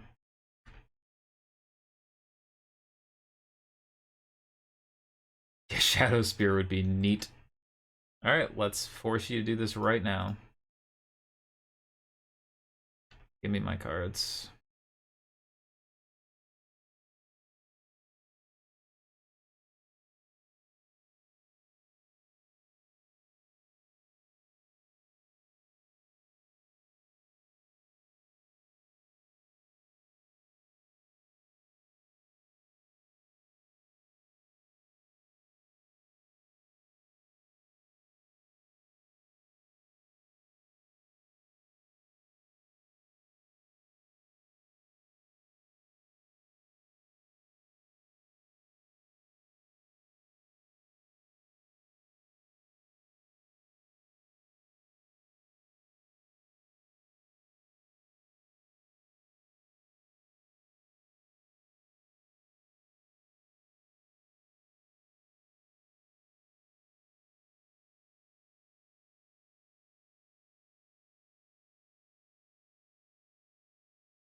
Yep.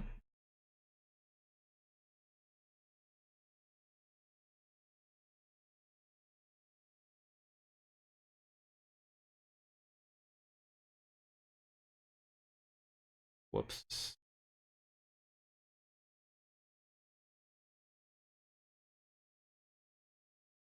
Where'd your board go?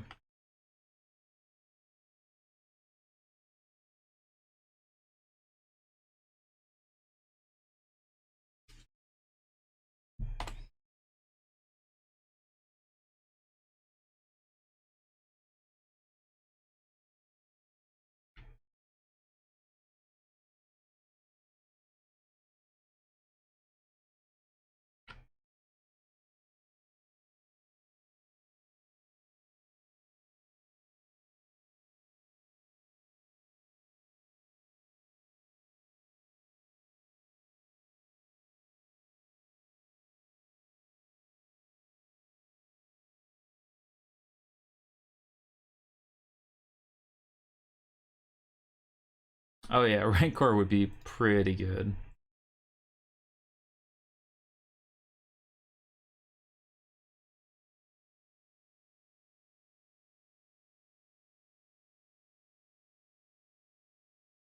This is game 2.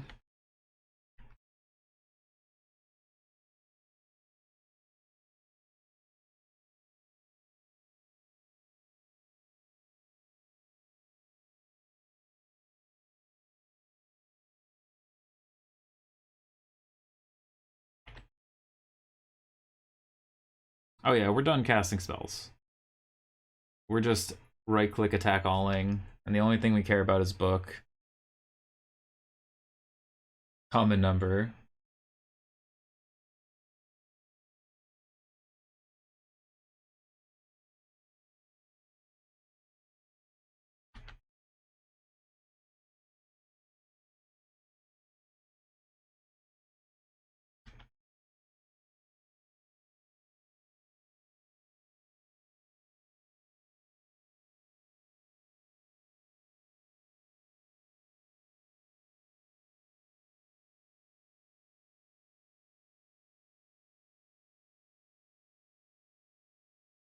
They don't have an angel to put the book on.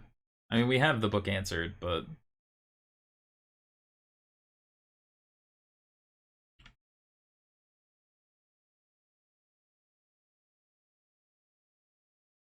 I feel like opponent could have gotten aggressive a lot earlier when we were like gaining 10 and they had like 40 power in play, but now they have given us an out.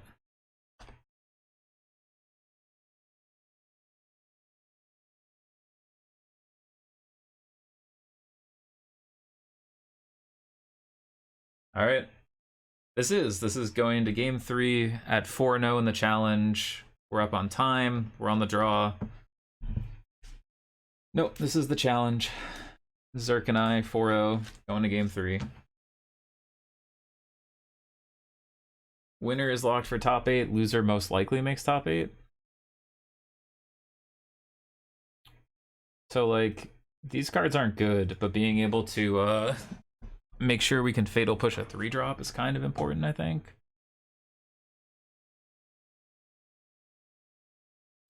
Like, maybe these are just bad.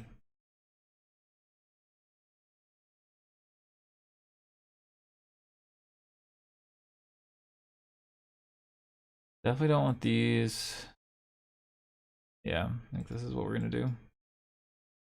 God, those fucking double bishops, though, took forever to grind through.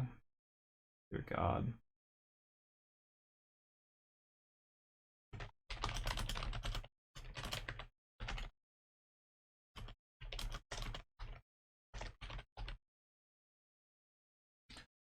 Oh, all right. Let's reset our mental for a second. We got time. Take a drink of water, relax. We're going into game 3. On the draw. It's just good enough at being able to attack. We just want a diversity of threats, and like none of these cards are good.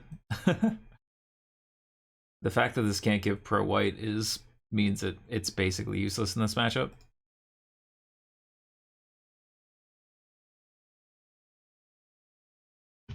Pat, thank you so much for the 1 biddy. Back on top where you belong.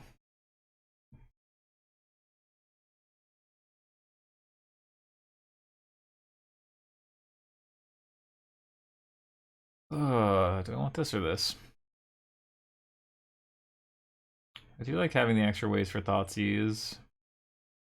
It's true. Absolute legend, hero of the stream.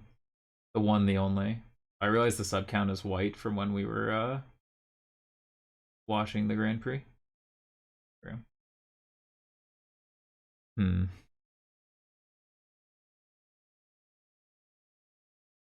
gonna go with the Opher. It grows quick enough.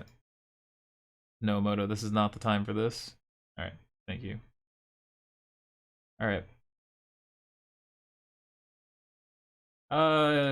Well, you can't ever put pro white on it, and you tend to have to put stuff on your Lurrus in the mid game.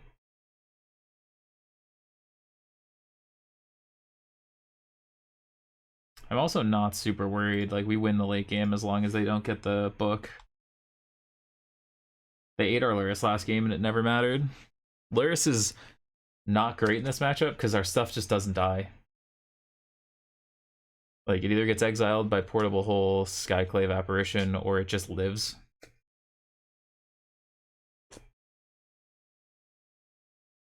That's not how it works.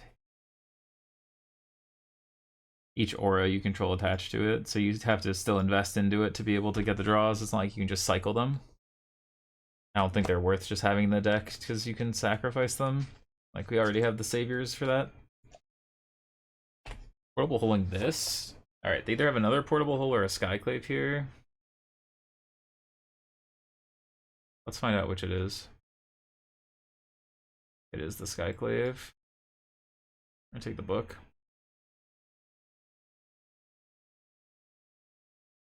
Alright, they can have their Skyclave. For now.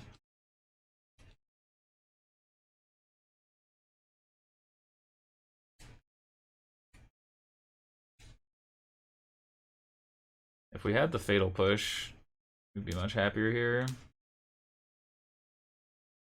We really want to draw as a, actually just any creature, so we can, like, do this and not care. We might just grab Lurrus.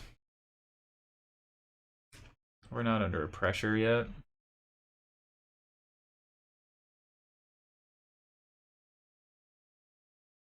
Yeah, we're just gonna grab Lurrus here.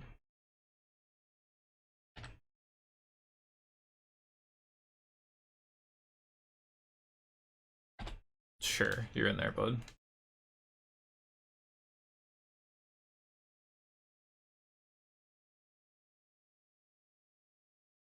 Alright.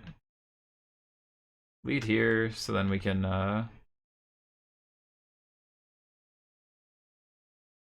Ethereal Armor this. Look how smart we are. Now if they Skyclave, we get to Luris back the enchantment. Yep. Just keep getting more creatures to throw stuff on. You're in there, friend.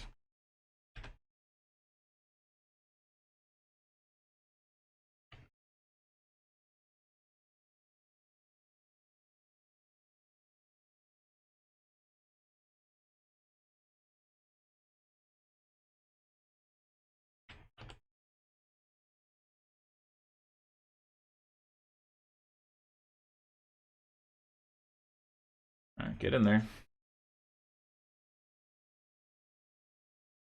SRAM, all the glitters. That's fine. Again, we don't care about Luris here.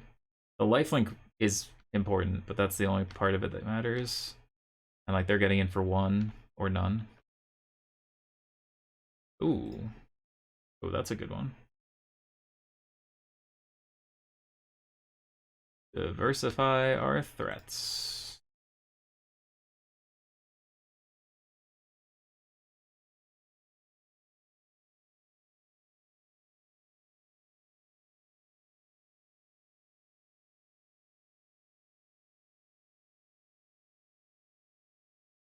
No, fuck me. Just absolutely didn't.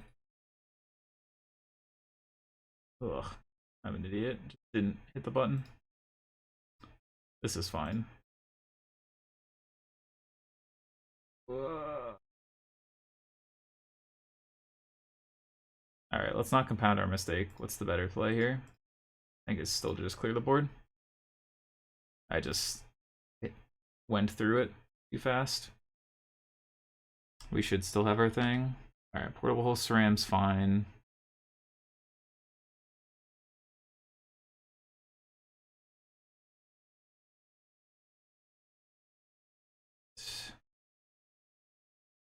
Sentinel's Eyes.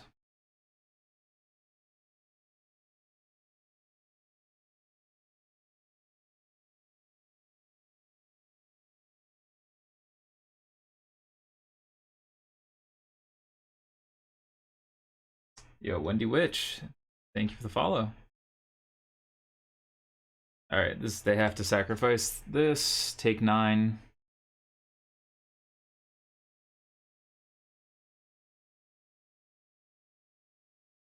Coco off the top.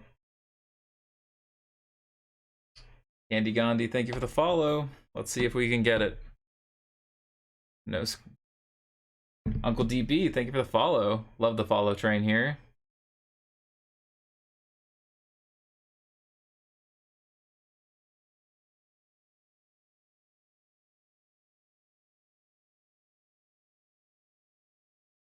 Okay, this is gain 8. Good 11.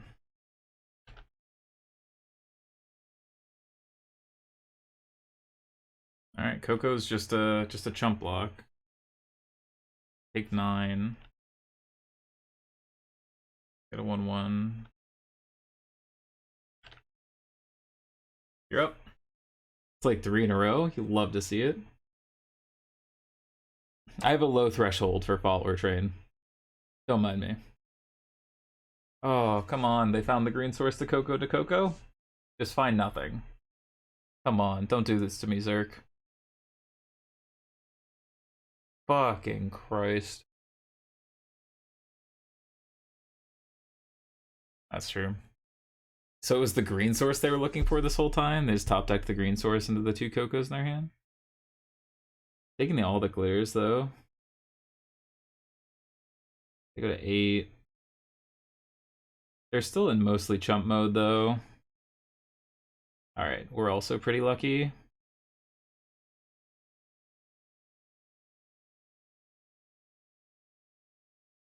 Kill this.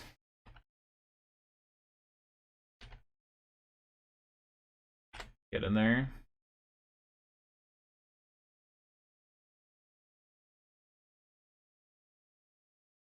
Yep.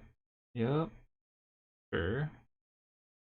Gonna take 3 here and give me another creature? The SRAM's powerful, but you're just dying, friend. They're gonna take 7. They can't book. I don't know. They could just draw the 3rd Coco. Yeah, that's only when it leaves. Stop drawing cards. All right, that's fine. 2/4 is actually kind of annoying here. Oh, Ganja's phenomenal. Holy shit. Get in there.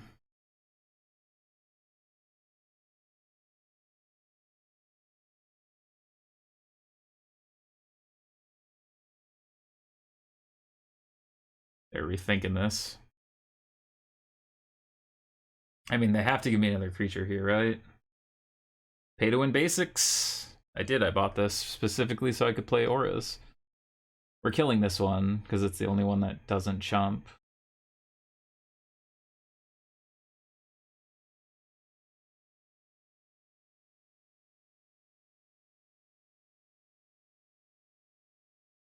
Yep. They're just gonna give me the other creature.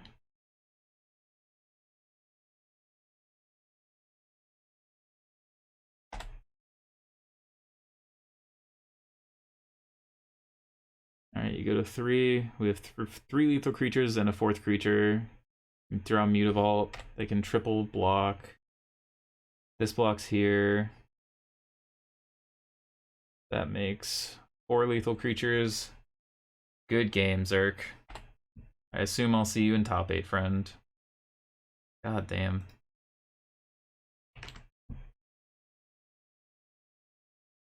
Oh, they could stand up 3 Mutavaults and go block, block, block, block. So they weren't quite dead on board, but they were virtual dead. This makes them actual dead. Woo!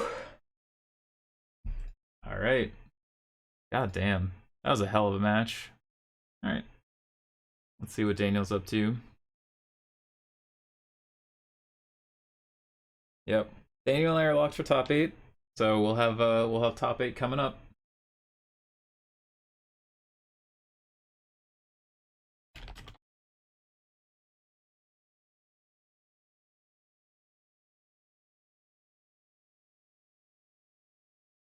We did beat book combo. We just ran him over games 2 and 3. Well, random over is a loose term. We struggled and barely crossed the finish line, but we did in fact cross the finish line. So we're 5-0, we're locked for top 8, along with Daniel.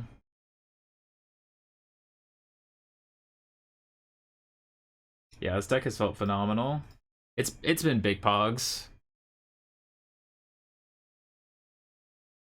Yeah, deck has been phenomenal. We even got to use the Aganjo to kill a 2/4 that wouldn't die otherwise.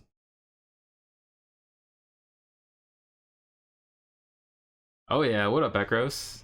Daniel and I just vibing.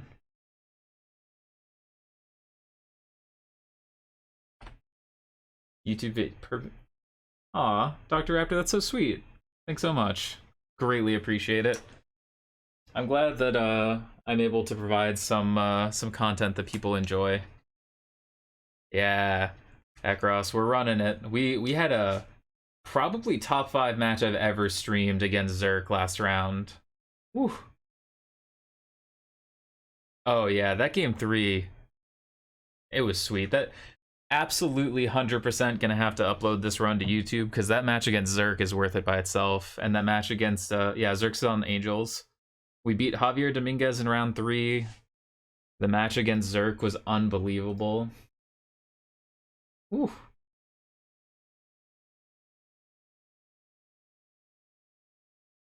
Yeah, let's go. What up, Arcane? Yeah, Angels is tough. Mr. Poopy Butthole, thank you for the follow. Rick and Morty fan, I see. If not, that's just excellent that you found it on your own. Yeah, Angels was tough. We lost game 1. They were empty-handed. We were infinitely ahead, and the only draw they had was to book, and they found it. And we have no removal game 1, so we clocked them for about another 10 minutes, and we won on like combat. But we were close to winning on time too. Yeah, Mr. Poopy Butthole. It was a great one. So the thing about Banned Trailblazer is it's the best card you've ever seen against any red deck. 4 toughness is huge, and you throw any enchantment on it and they can never kill it. It's actually overperformed. I thought about running a second one main.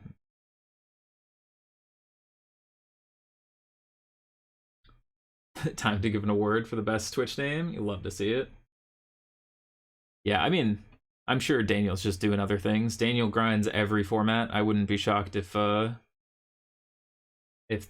in the middle of another challenge match. Here, let's while we're waiting, we can hop back into some coverage. It's just getting good. I mean, this match isn't, because you're about to see why Blue-White was one of the top decks in the format, I'm assuming. Because, like, you see this Radiant Flames from Jerry, and it's completely useless. Like, you could have just made him indestructible, and instead you make it inert, and oh, get out of here. I don't have a problem with multi-queuers, to be honest. Like, I understand it's not great from a streaming perspective, but at the same time, it's my job to entertain you regardless of if they're playing or not. At least, like, that's been my opinion as I've grown older. I definitely, when I was grinding Moto a lot more, was definitely of the opinion of, like, could you just show up so we can play? But look at this Dynavolt Tower. Love to see it. Yes, 5-0 is 100% locked. There is no way for us not to be locked at 5-0. Because it's exactly 6 rounds. This will assumedly bait out a removal spell.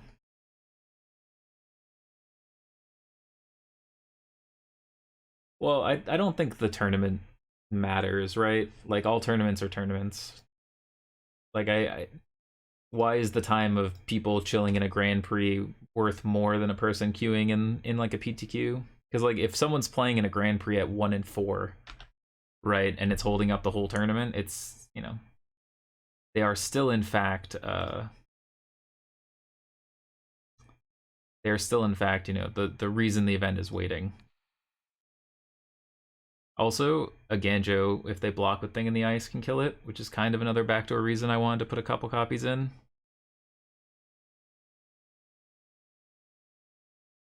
And it's something they can't interact with, so there's no way to, like, gust it or do anything. You just get to kill an 0-4. I don't know. Maybe it's a controversial opinion. I know a lot of people are very much of the opinion that you need to be playing at a certain speed or whatnot. But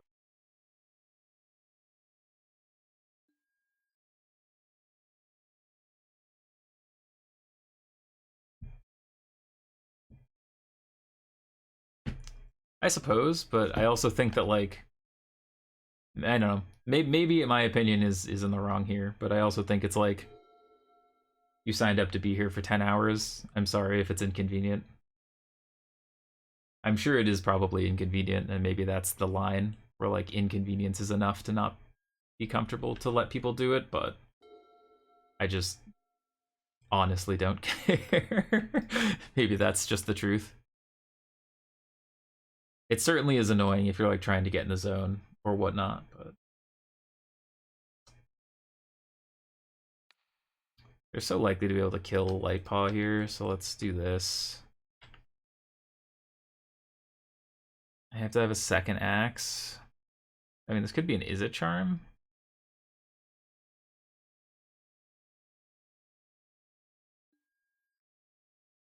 Oh, sure. Is It Charm to counter? That's fine.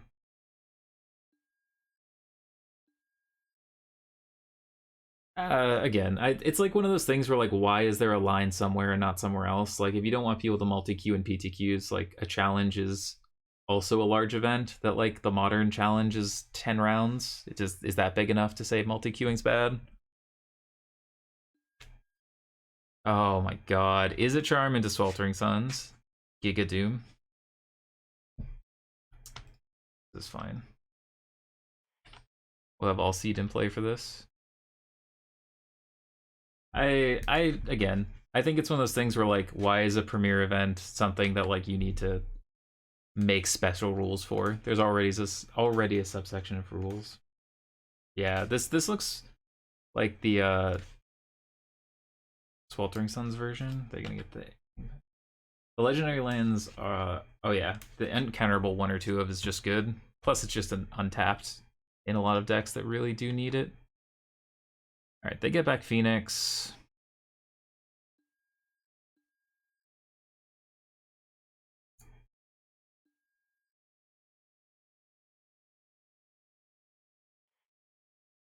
Yeah, I guess it's one of those things where like it matters as much as they'll ever consider doing anything about it. I don't know if that answer is any amount ever.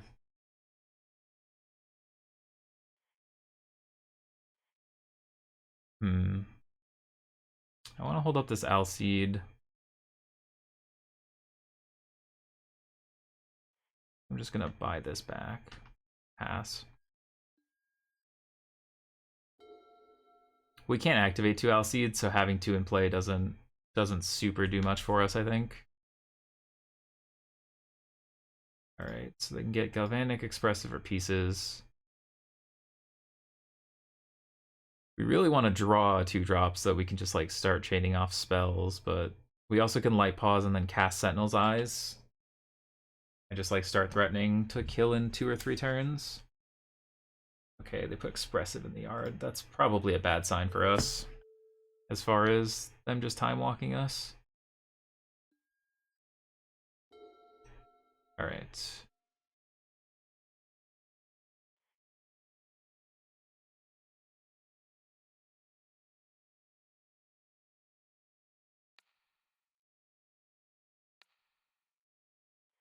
All the glitters up.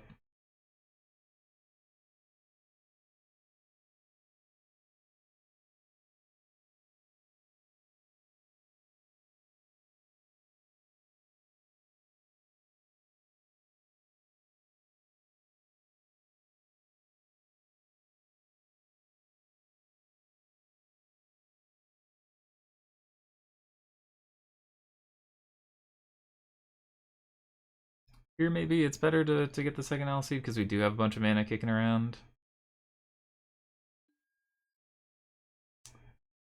Other Lightning Axe. I think we just don't care. Yeah, I think we just don't care. That's fine.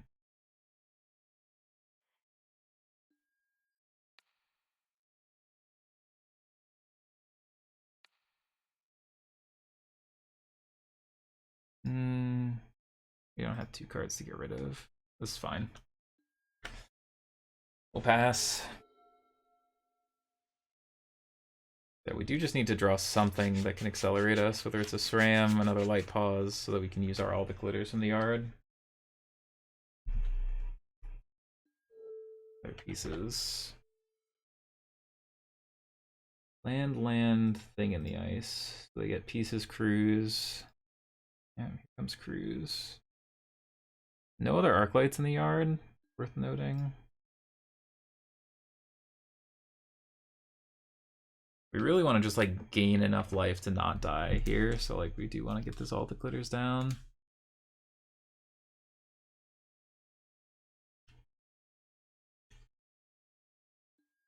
Okay, Carter Chorus, pitch a Phoenix.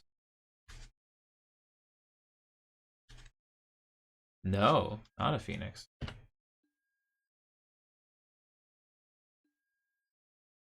Alright. Ram's a great draw.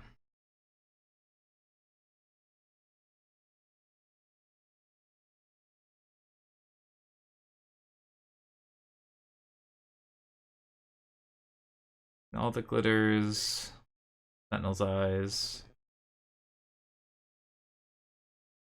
All the glitters, Sentinel's Eyes, Ethereal Armor is like our look here.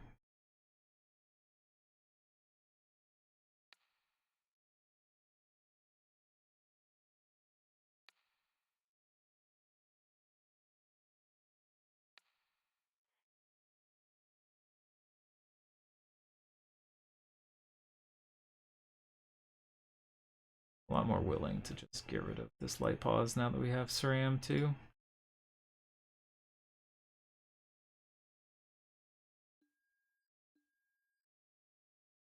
Alright. Wish we had a Grip Spoon. How many bits for a WoW stream?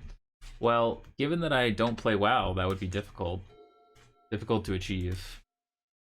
Even with the mighty lessons of you and Andy. Alright. Pieces, finds, consider, opt. So they almost assuredly have the Time Walk in hand, right? Like, they've gone through so much of their deck without finding it. Get rid of an opt.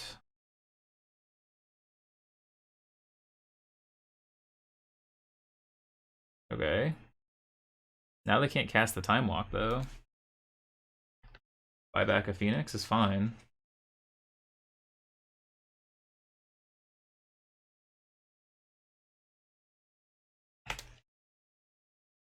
That's probably fair.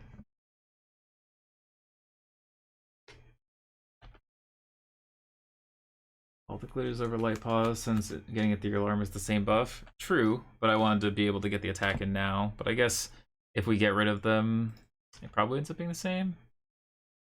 You are probably right.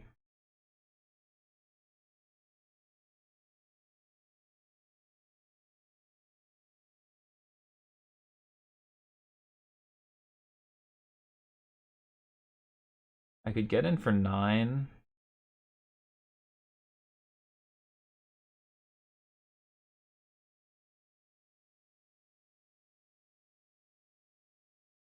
What's your opinion on bans in Pioneer like happened to the other formats in January?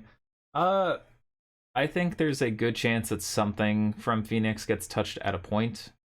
I don't know when that point is, and I think it's later than sooner because I don't think it's a big problem right now. But I do think there is an above average chance that something from Phoenix goes at a point.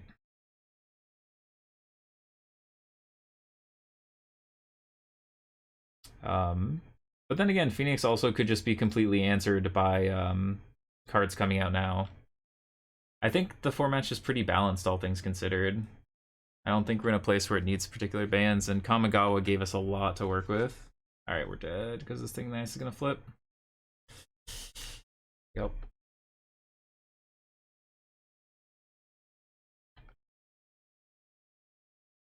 Yo, Bad Toasty, thank you for the follow. This is why I hate Phoenix. We're not actually dead, but we're like pretty close. Buy a million turns, hit us for a million.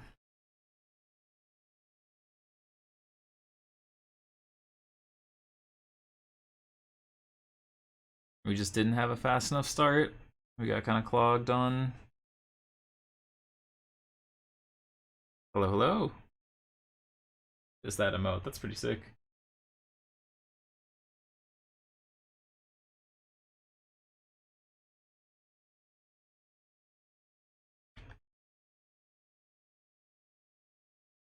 Hey, Sanity, thank you for the follow. Puts you to 19. That isn't that scary. Bad Toasty, thank you for the sub. Ah, gifted from Dr. Raptor. Coming in here big with the gifties. Love to see it. I don't really think there's much in the format that needs banning, honestly. Yeah, I agree. Ekros, why are you teaching people these techs? Yeah, I don't think there's very much that needs touching right now. Oh, we'll bring in our fatal pushes. Might bring these into control graveyard.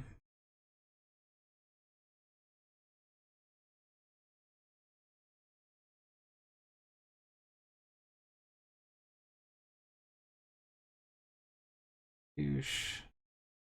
Light-Paws. Sentinel's Eyes. Alright.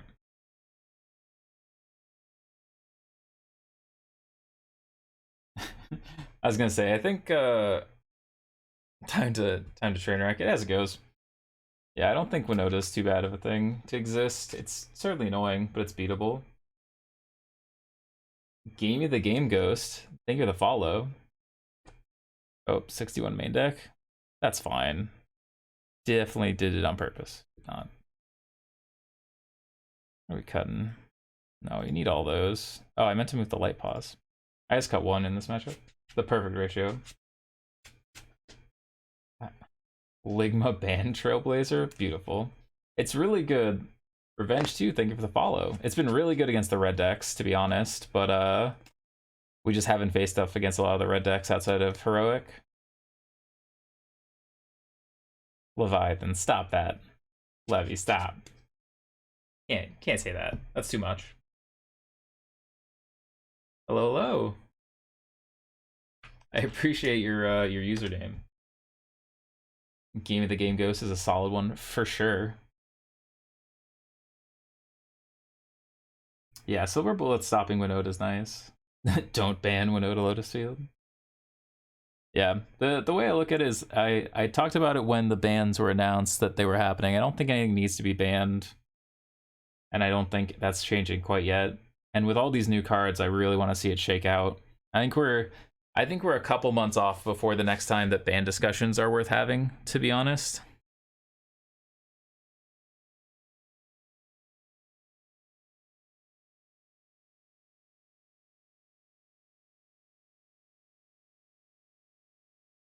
Yes.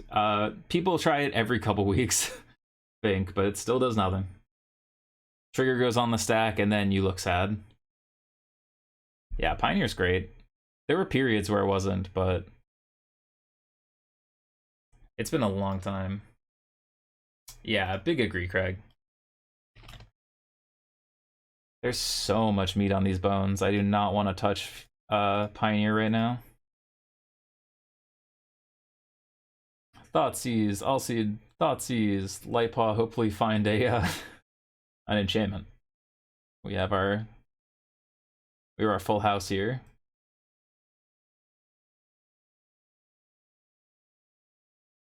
Yeah, absolutely do not want to see any bans going on right now. Oh, thanks everybody for hanging out. Top 8's going to be after this round. Daniel and I are both locked for top 8. We're just playing it out for the 6-0 here. If you're new to the channel, be sure to hit that follow button, and also down below there's a bunch of links, including to my YouTube channel, where I put out 2 to 3 videos of Pioneer every week, including a blue-white Auras deck this last week that did really well, that made me a believer in Light-Paws, that led to me switching back to this deck for the challenge today. He's his own paid actor. It's the shilling hour. I'm not playing it here. I think it's really good in Soul, but I think it's not as good here. Mainly because you already are so good at making singular creatures big that I don't think you need more of that effect. And usually if they can remove one of your creatures, you end up with next to no enchantments on the battlefield, so it doesn't actually give a great residual bonus. We'll definitely stream through the top 8. So I'm 3-0 in a league right now. I'll probably stream through however far we land in the challenge and then finish that league and then call it a day. Hopefully we can get a trophy in the league and a trophy in the challenge. That'd be the nice Sunday.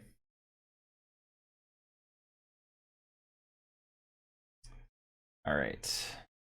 Negate, opt. Yeah, we're going to take this thing in the ice. They brought in negate. Interesting. I don't know if I would have expected that, but it seems reasonable to me. But they have no removal.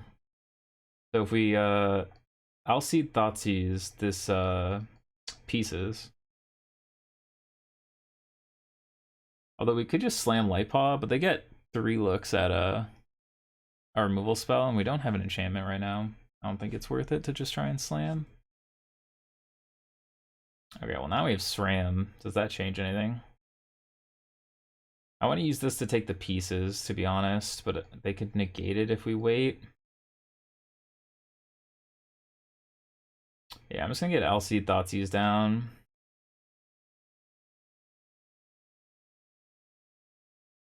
Take this pieces.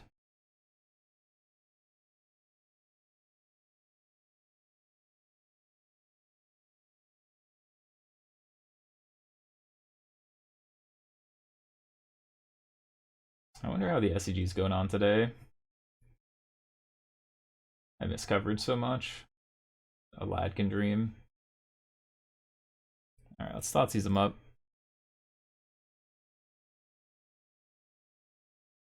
All right, so they drew a consider.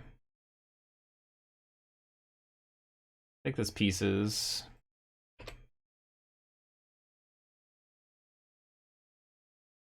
All right, we have a window.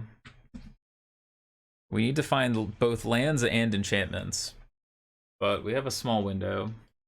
I'd say we're not particularly favored in this game. We don't have a great start. We had to interact with their hand, but they're gonna just like find replacements. So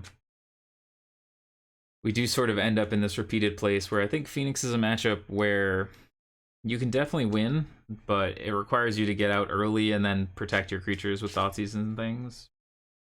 But it's definitely a tougher matchup of the matchups we played today. All right, consider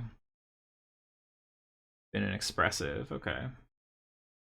There is an I want to say there's a Pioneer seat at the team event for the next one. Yeah, you have to like interact enough, but not too much. It's a real pain, to be honest. I'm gonna play SRAM here. Given they have the negate, this has to resolve for us to get the Light-Paws trigger, whereas SRAM just draws.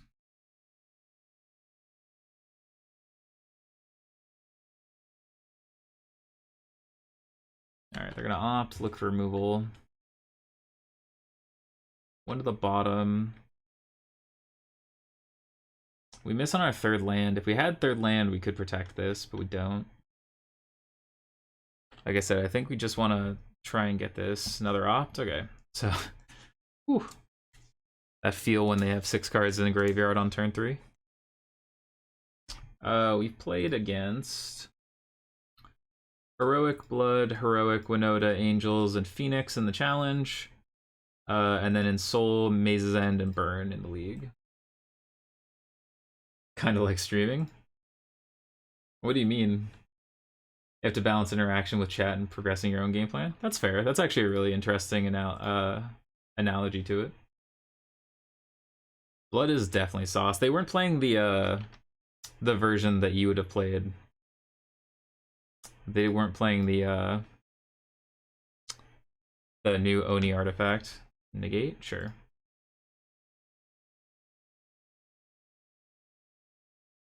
Alright, we got a clock going at least.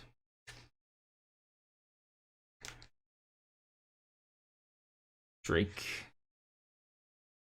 Okay.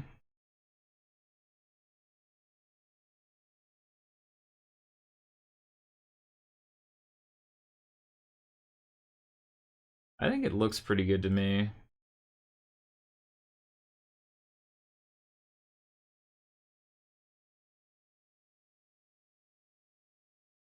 Yo, how's it going, Kane? How are you today? Oh yeah, we are battling in the 5-0 bracket here. Just getting a little rep in against top 8. Future top 8. How's it going, Tuesday? Didn't sleep well last night? I feel like you've been getting some rough sleep, mate.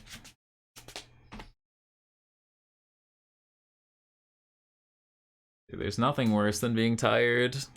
Maybe that's not true, but it's so tough. Watching DS9? Okay, I feel less bad then. I mean, DS9's great, but like it's a hearty, you may have done this to yourself, but definitely worth. Alright, they're out of cards in hand.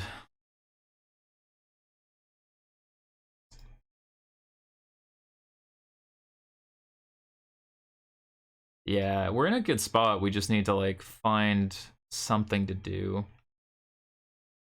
Season 5, very nice. I've actually never seen DS9. I need to get on some TV at a point. I feel like I've fallen so far behind. Alright. Taking 3 here. Oh, I mean, Light-Paws has been great. We've won several games where like no other card could have done it. I haven't watched TNG. I will admit I was not much of a Star Trek person. I think I've watched a couple of the movies and that's it. I never actually watched Star Trek growing up.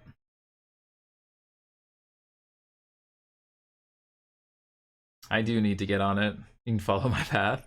Always. Big fan. Time Blast Bolt, okay.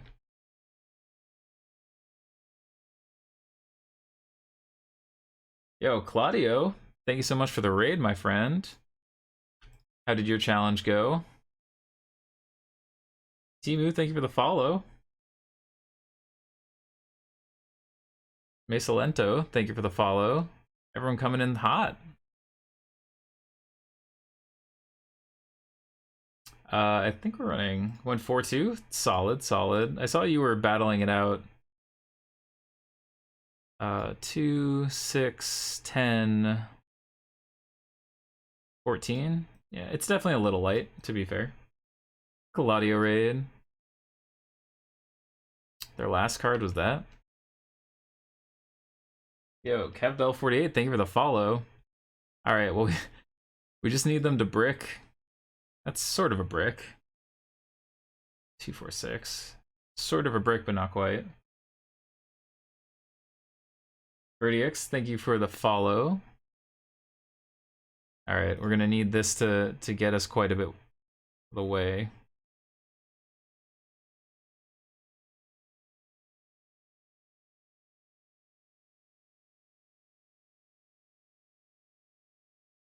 I think we're supposed to just pass, hold up protection. Because if they stand up a land, if they draw a landing and stand this up, and then we blocks. Ghost Form's fixed? That can't be true. If it's true, it's Doom Hour. That would be the jam.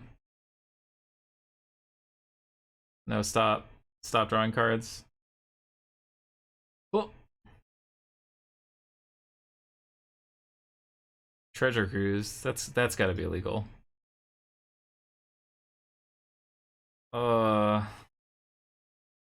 Did they draw another piece of removal here? No, okay. Land, okay. Oh, alright. Can we kill our opponent here? Seems unlikely. If we draw an all the glitters, maybe?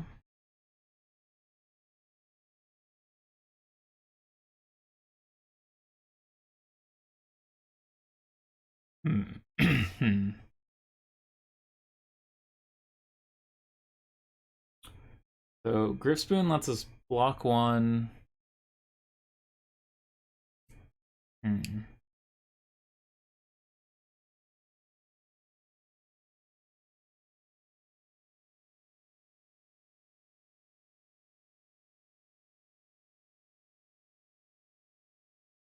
Graham doesn't do it. Use some Ghost Form. Hello? It's fixed? That's sick. It might be true. But that would be sick if it's fixed. I'm happy to test it out later. And we needed... like... No, none of these do anything. I think we're just doomed. Only do 4. We can attack, go to 4, play Eidolon, put Boon on it, block here, gain another 2, and then we're still dead.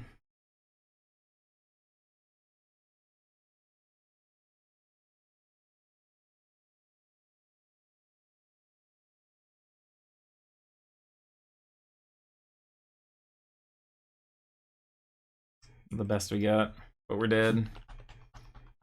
Oh, that cruise off the top got us.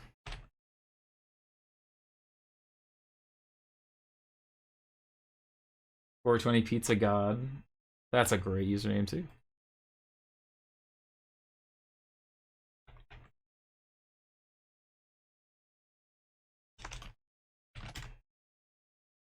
Alright. Waiting for top 8. Alright, Zerk's gonna be in there with us. That's okay. I think I think as the builds are, I wouldn't think we're particularly favored into Phoenix without Ghost Form. With Ghost Form, we probably have a better chance, but definitely not without it. Apparently it's unbugged. That's what I've been told by a trusty source. Alright, this hand looks good. Oh no.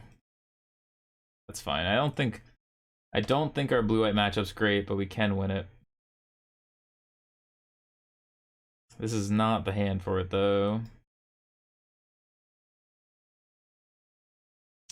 Okay.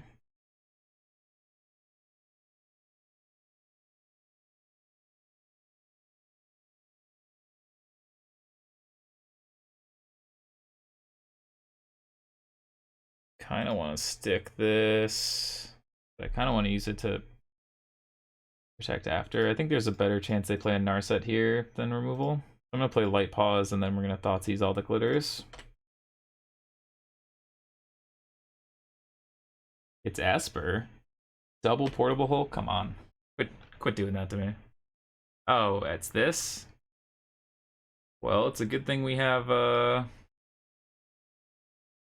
a good thing we have, the Apostles in the sideboard for this matchup, too. Get out of here with that Grease Fang.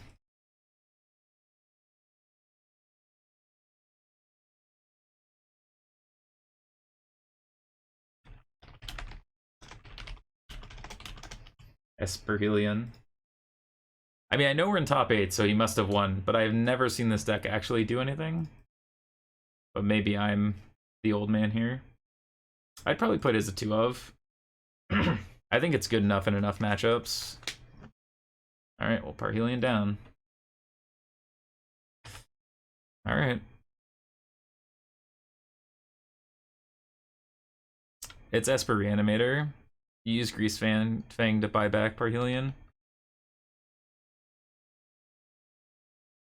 This is top 8.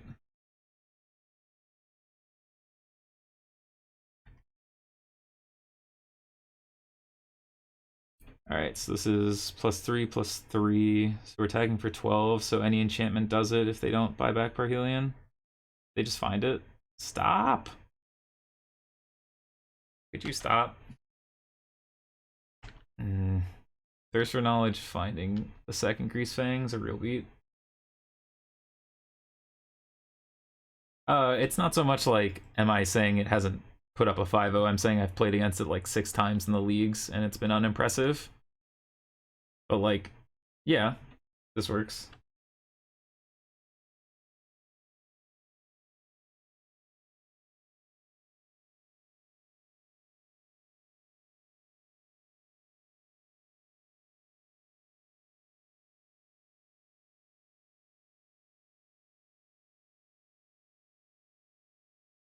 Yeah, not having a lifelinker here is rough. Oh, Vigilance is pretty good.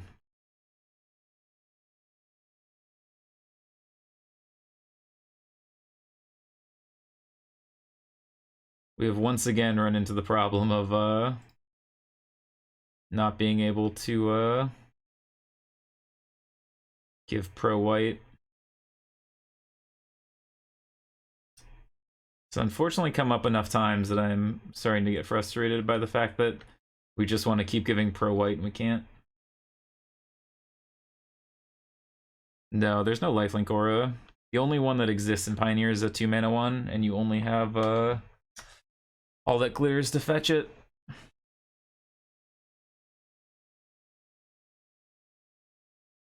Don't draw another Thirst. Carnage has kind of found it all here, but that's okay. Just actual found it all.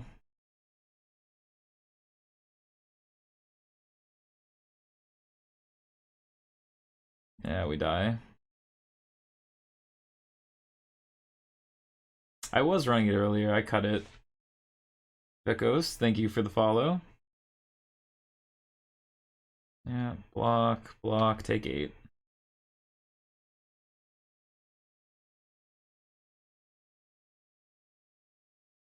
Oh, fun.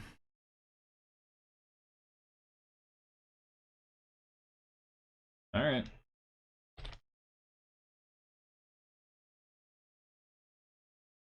Bring in our apostles. Trailblazer goes out. Saviors go out.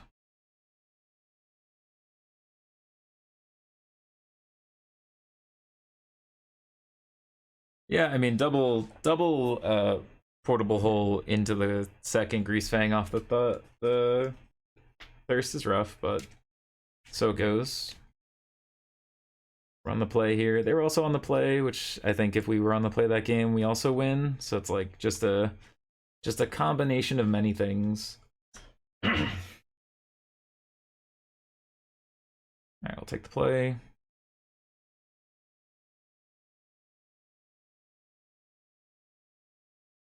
Alright, keep this hand on the back of being able to Thoughtseize into all seed, make it bigger, and then we're just gonna have to Luris them. Oh, my voice is starting to die. One second.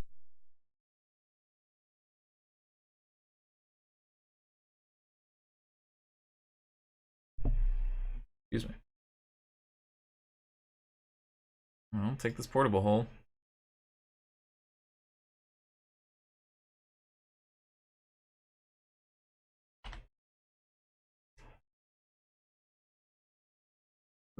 Any 2 drop here?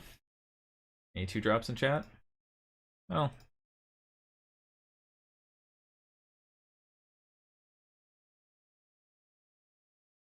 Alright.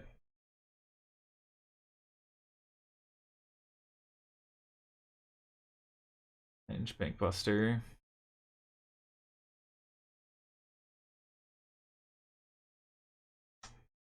Sorrent 004. Thank you for the follow. Alright, this Apostle is going to make it very difficult for them to activate Parhelion.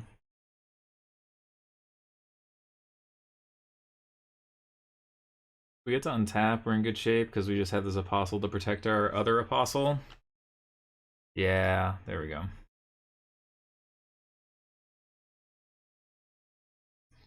This already has Pro Black, so we're just going to use this as our leverage point here.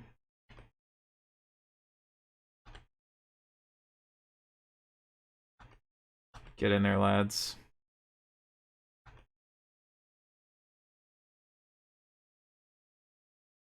Yep, draw a card. We go to 8. We want to hold up protection here, and then we just have him dead next turn.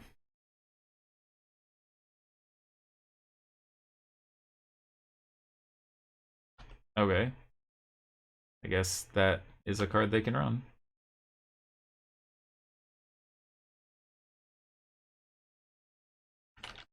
Not what I would have expected, but so it goes.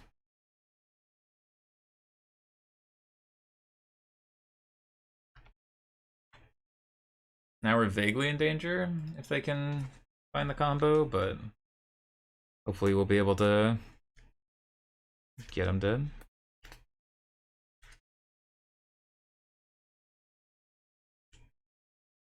Yeah, draw a card.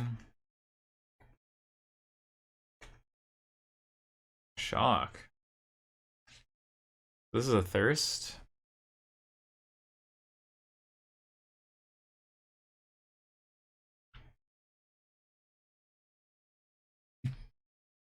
The counterspell? Sure.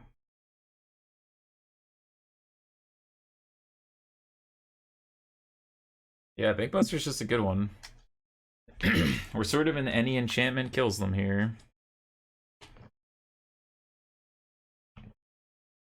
It's just Maze Mind Tome that also does some other things. Okay. Any enchantments? Please die.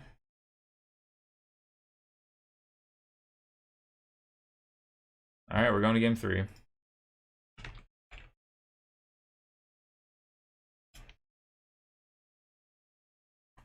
Alright, so we have to worry about verdicts too. Then we need to bring these saviors back in. That got me. Successfully juked.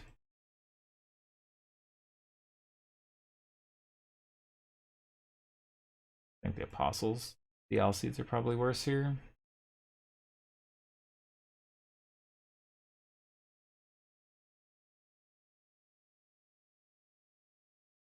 Yeah, we need the dogs.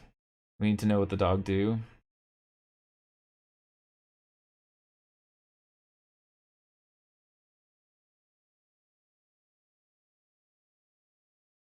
We're going to game 3. I lost game 1, won game 2.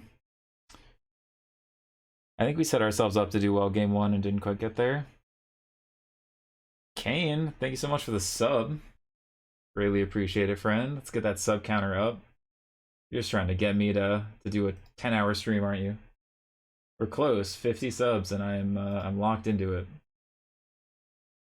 So I think, yeah, yours is a resub. Get jebaited, friend. 100 viewers. Huge shout out to the Claudio raid and everyone who's hanging out for this top 8.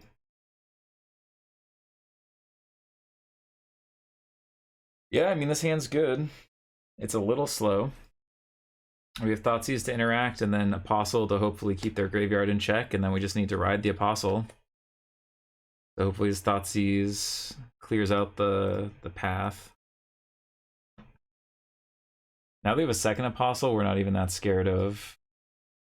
Sunset Revelry. Okay. Alright, so they have too many pieces of interaction for... Actually, they don't have much in the way of interaction, right? They have Mending, Thirst.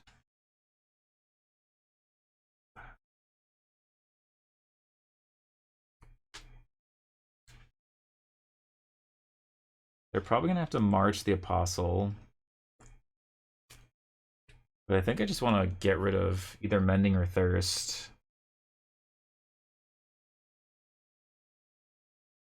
I'm gonna get rid of Thirst. I'm gonna be willing to let them hit one of our creatures here.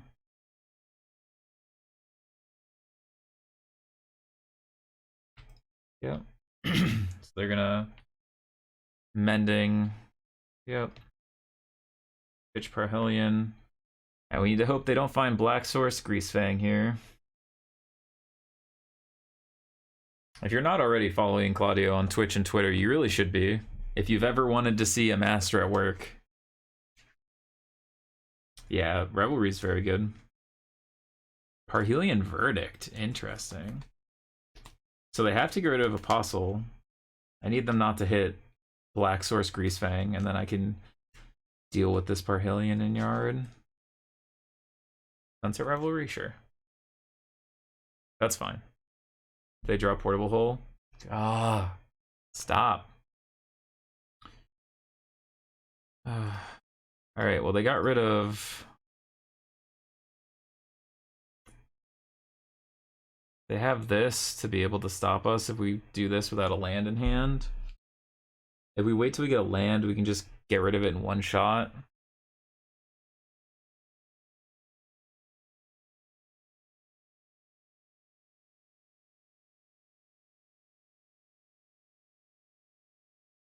We don't have a guarantee of drawing the land, though.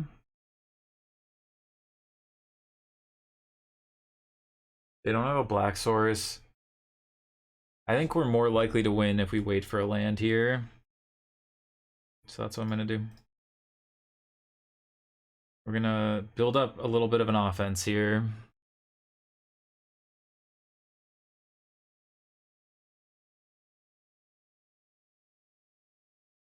Spread out our offense here. This exile so we don't get the draw if they exile this, so we don't want to just like load up on one card. Okay, Casket's fine. We need to hit a land here. I'm gonna put Lyris to hand.